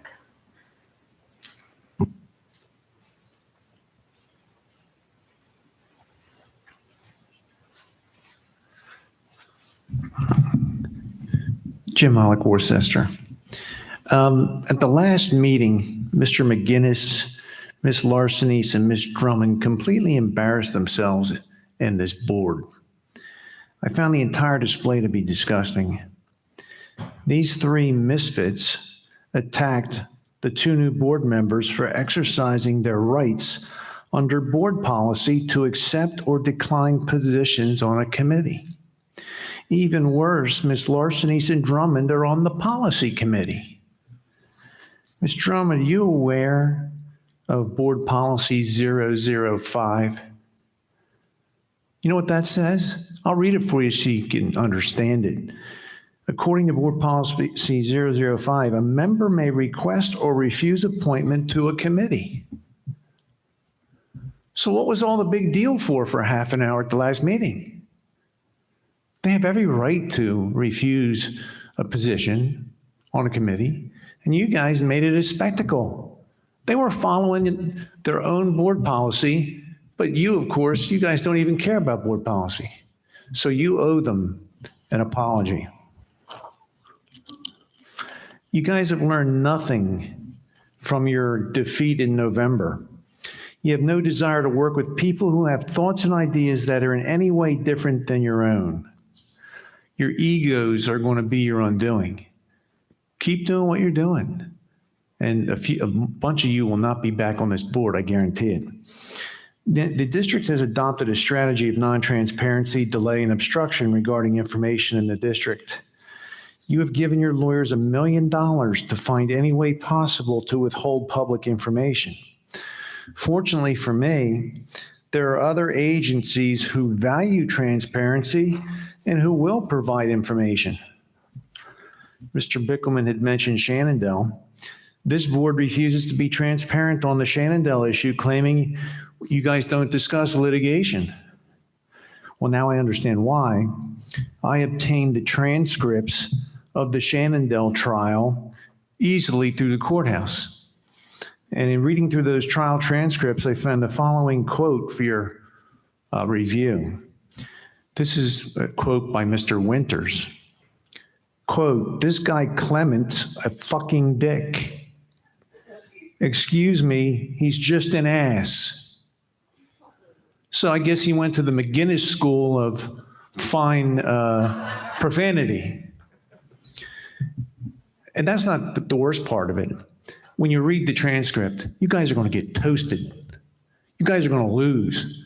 Talk to Kyle. It's not looking good. And that little faux pas ain't going to help. Mr. Winters, yeah, you got to resign. The Montco website is also good for other things like tax liens. I found a tax lien involving Miss Larcenise for $3,057. The docket number is 2019-62944. Anybody want to comment on the tax lien? I find it disturbing that we have a board member who has repeatedly raised our taxes and claimed that the state is not providing the district with enough money, but she appears to be above paying her own taxes.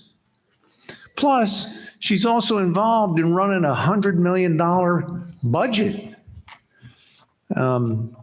You guys need to worry about a lot of other things rather than beating up on 2 quality board members who will add a lot to your board. Thank you.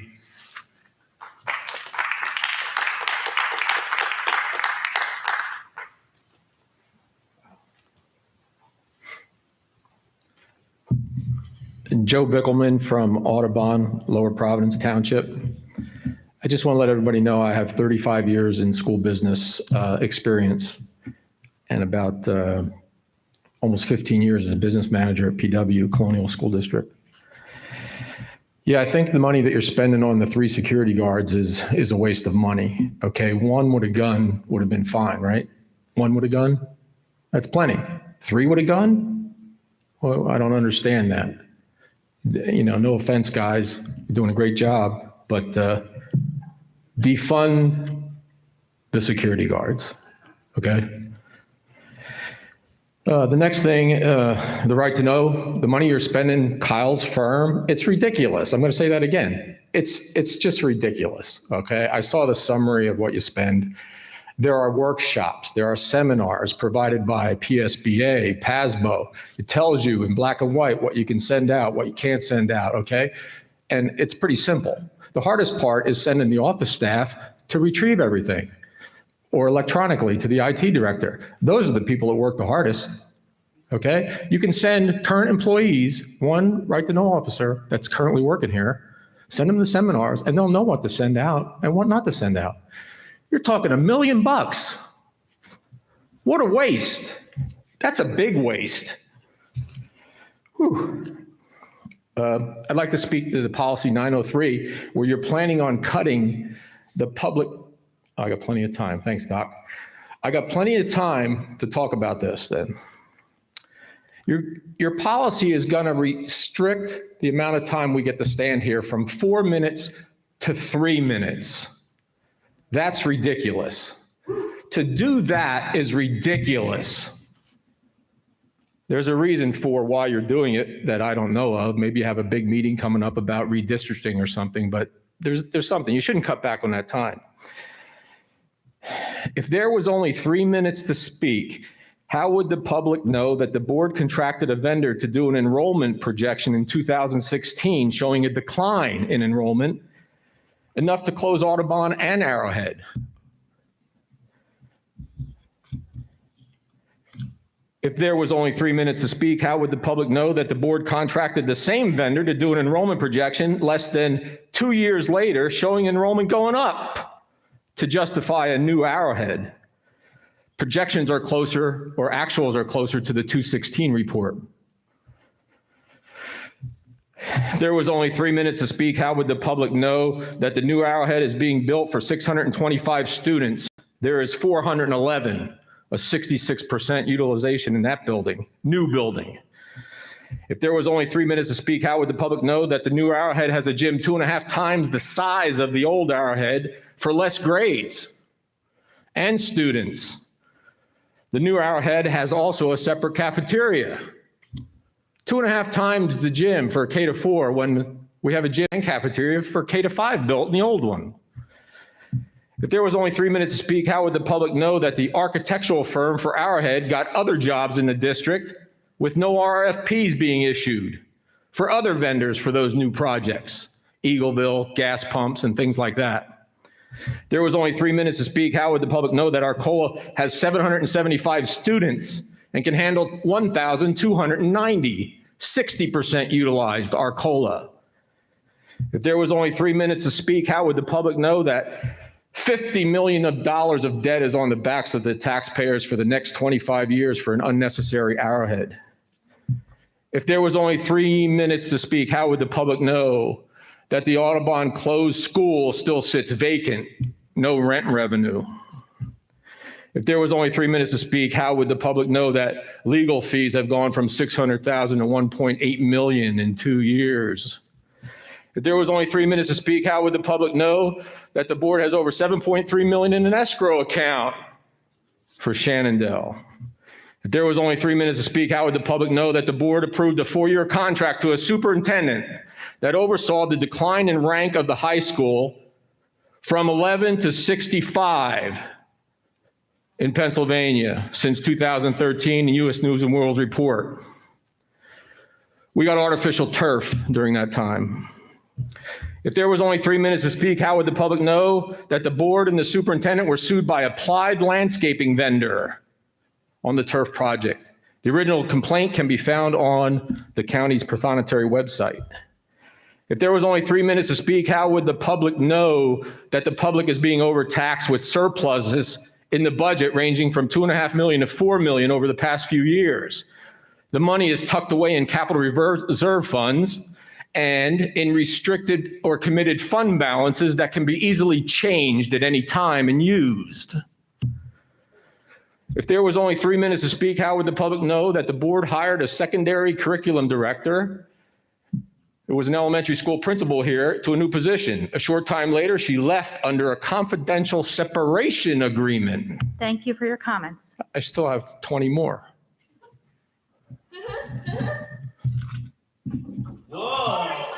It's not funny. This isn't funny. No, it's not. $1 million out of the kids for legal fees. Wow. Thank This is fucking recorded. Whoa, go right ahead. Facebook Live. Yes. Come out and sit here and do your own thing. I would love to. right. love to. Let's have our public comment. I'm now. going to give you plenty of time to self-destruct, Andrea. Go on. Okay. Good evening, Vince Josephs, Worcester. Everybody loves a campfire. I built a nice one the other day in the backyard.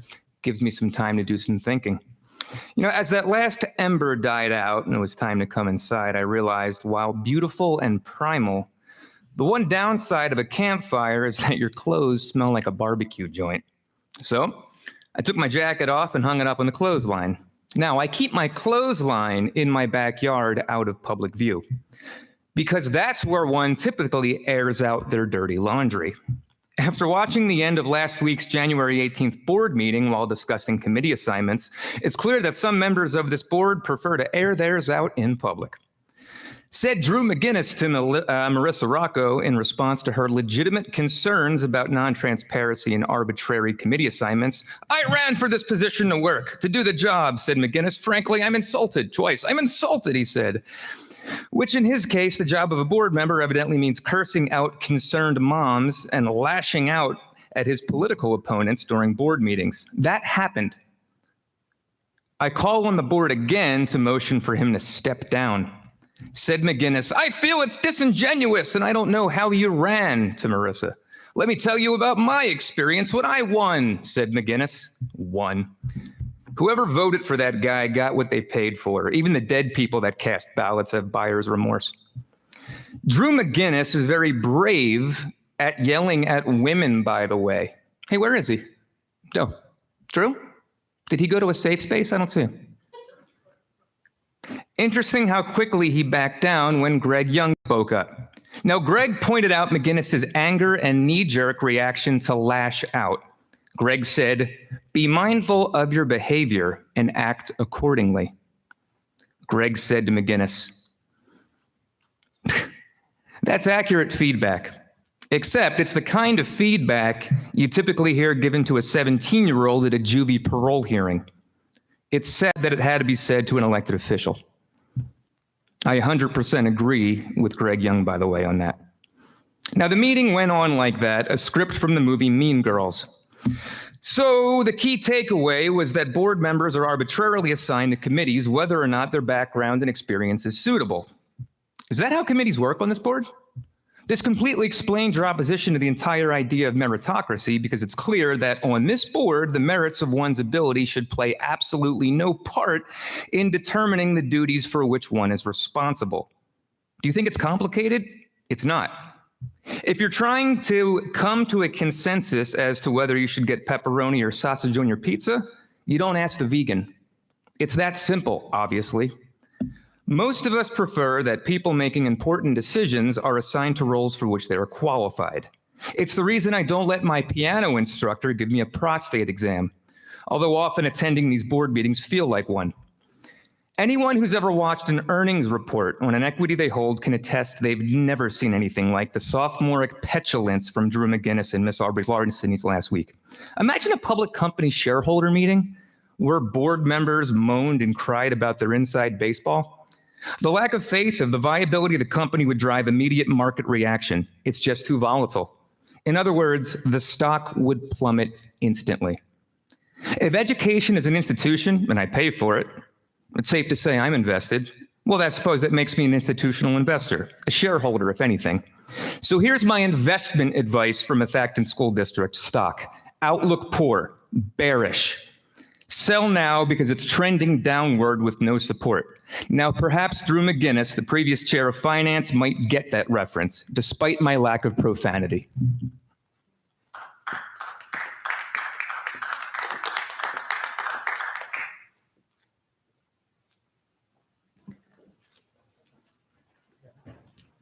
Please queue up so I can see if there's others for public comment.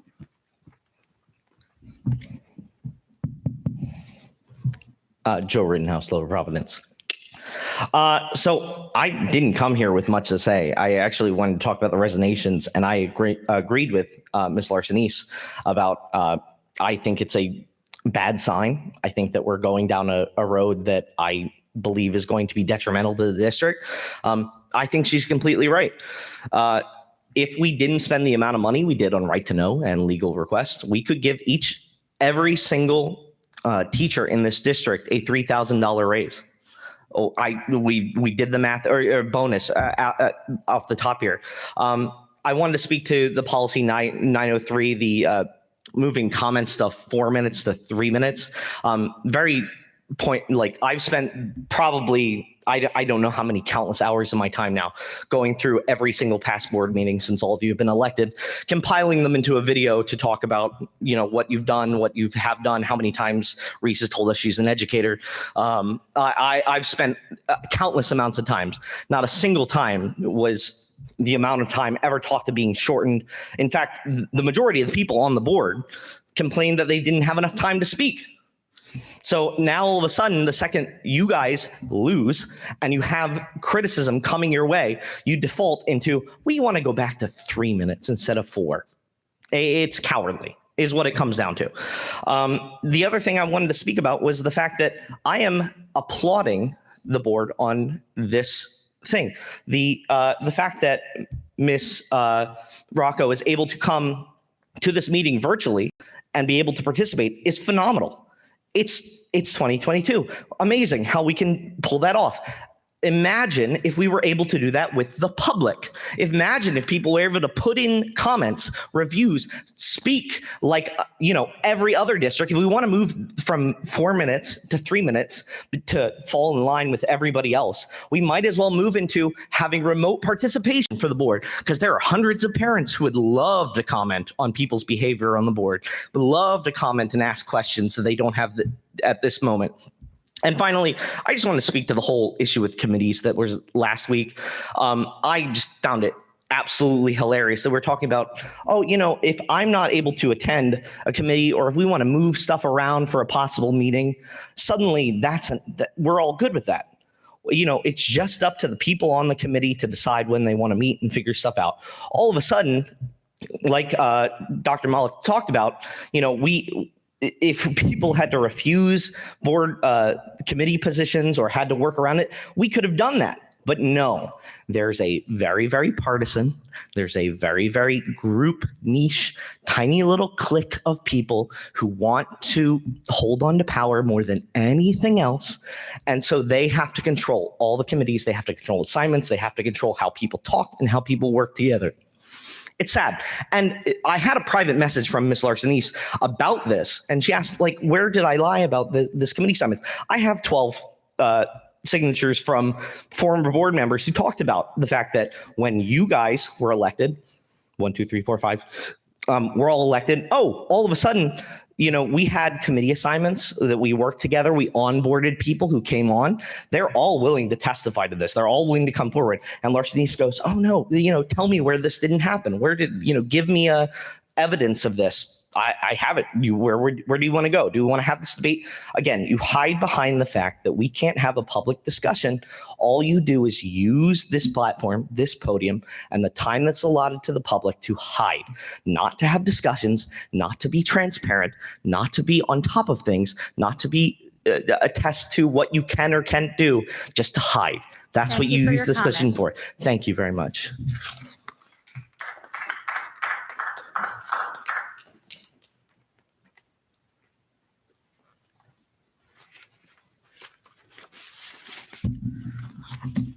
Before you start the clock, I wanted to hand out a document to each of the directors. He's breaching the.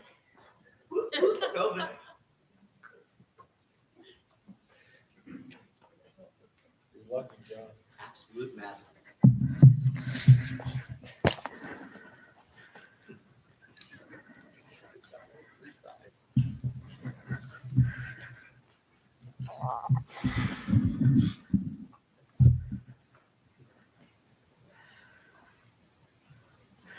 Thank you, Mr. Regina. I discussed the issue of policy 903 on public participation in board Excuse me, meetings. could you state your name and municipality, Yes, please? sorry. John Andrews, Lower Providence.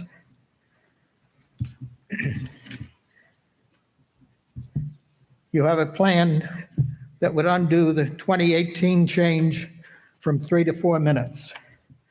Seems to me the change is due to one of two issues. These issues are A, the board has little interest in public input, especially on the rare and serious pandemic effects and its control. This has caused numerous policy 903 time cutbacks during the ongoing pandemic across the county. The pandemic appears to be winding down. By reasonable analysis, the 21 county school district average time limit is still over 4 minutes at 4.33 minutes. The details of that are found in the table that you have just received. Possibly the change is due to B. Here, a new president desires to rein in her public. Her claim that our peers are mostly at 3 minutes appears superficial. It was not mentioned in this month's policy committee minutes. We will suffer as a district with less time for public input and likely fewer of the public speaking. That's not how effective democracy should work. Keep policy 903 at 4 minutes. And I'd also like to support the previous people speaking at courtesy of the floor about we need a drastic improvement in right to know control. And also, we need to better utilize the skills of directors on the appropriate committees. Thank you.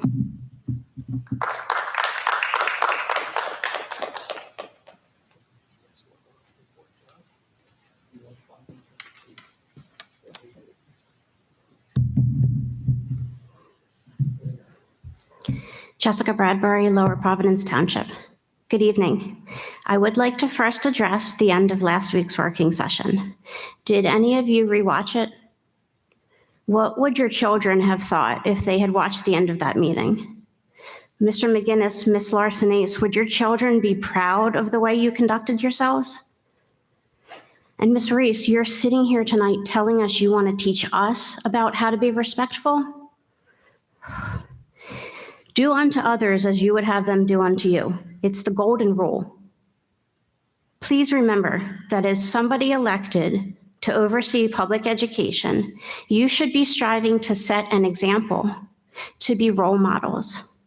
The children first learn from watching us, their parents. I would then like to ask members of the board this evening, would you want any child to be told that one is inferior to another because of something like their race? Would you support treating one student poorly based on an identity class, like their gender or their race? Do you believe an individual's moral character is determined by their identity? Would you want a child to intentionally be made to feel discomfort, guilt, or even anguish because of something they cannot control, like the color of their skin? These are just some of the recommendations that a group of community put forth in front of the district in June, and we still haven't heard anything on that. Could you kindly provide us with an update on when these items will be formally discussed and considered for inclusion in our policies? As you know, in June of 2020, this district worked with another community group that ultimately revised our student code of conduct. This group also presented Dr. Zerbe with a 7-page document entitled Methacton Racial Literacy Demands. Demands, that's a strong word. We're here not making demands, but we're here working with you, the teachers, the administrators, and our school board to protect our children. We're asking for an apolitical learning environment where children are taught how to think, not what to think. As you heard tonight, there was a recent NPR article featuring teacher Mr. Anthony Maida, who said, quote, "They want you to be apolitical, but being apolitical is a political choice, right? If I look at January 6th and take an apolitical stance, that signals I'm okay with it, and I'm not," end quote. Was he also the same teacher that told an AP class last year that the parents questioning a US history book were QAnon conspiracy theorists, and that the children of those parents were too stupid to be taking an AP class? Do you think it's appropriate for our children to hear something like that from a teacher inside of one of their classrooms? Please let us know tonight that this district is giving consideration to the recommendations that we've brought forth. The same consideration given to the other group that revised our student code of conduct. We heard from Mr. Summers, there's no reason why this legally cannot be considered. So please move forward with incorporating our suggestions into policy so that our children can be guaranteed respect and dignity while in the care of the Methacton School District. Thank you for your time this evening.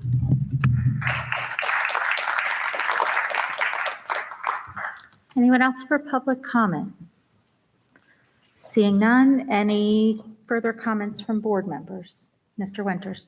So I just want to say again, I have apologized for this. It's not a comfortable element of what I have done on my board in the last 6+ years. But again, I apologize to the community. I apologize to Mr. Clemens, the court, and the community, and not proud. And as I said before, I'm going to learn from my mistake.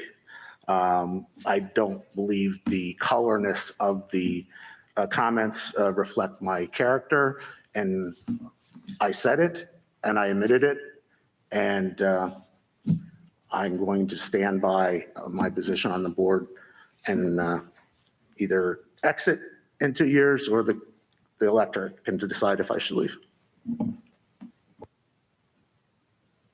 Any further comments from board members? Seeing none, can I have a motion to adjourn the meeting? Oh, sorry. Oh, Ms. Rocco, okay, sorry.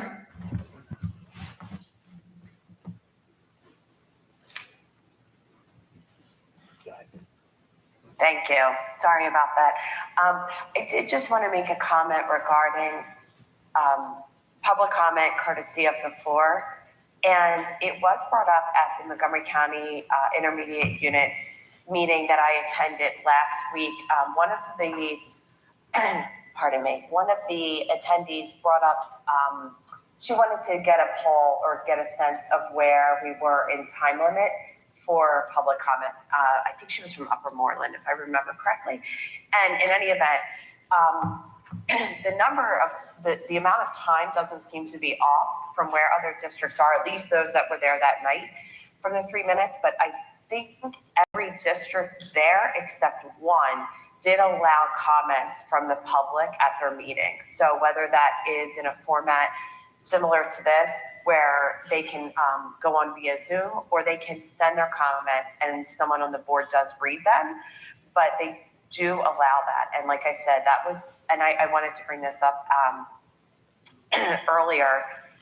I was going to bring this up earlier, but because it was brought up in public comment, I figured I would bring that up here. So I would like, as a board, if we could discuss how we can incorporate being able to hear from more members of the public in the future. Thank you. Okay, thank you. To echo, Sorry, go or ahead. to piggyback off of that, I'd also like to point out that many of these districts have limits as to the number of people that can speak at a meeting and the amount of time devoted to public comment. So that's something else that we may want to take into consideration with any changes. Not that I would advocate for us limiting the amount of time or the number of people, but that could be a mitigating factor for some of these districts and why they do allow for other means of participation. Any other comments? All right, seeing none, I'll take a motion to adjourn the meeting. Ms. Reese, second, Ms. Cancro. Thank you, the meeting is adjourned.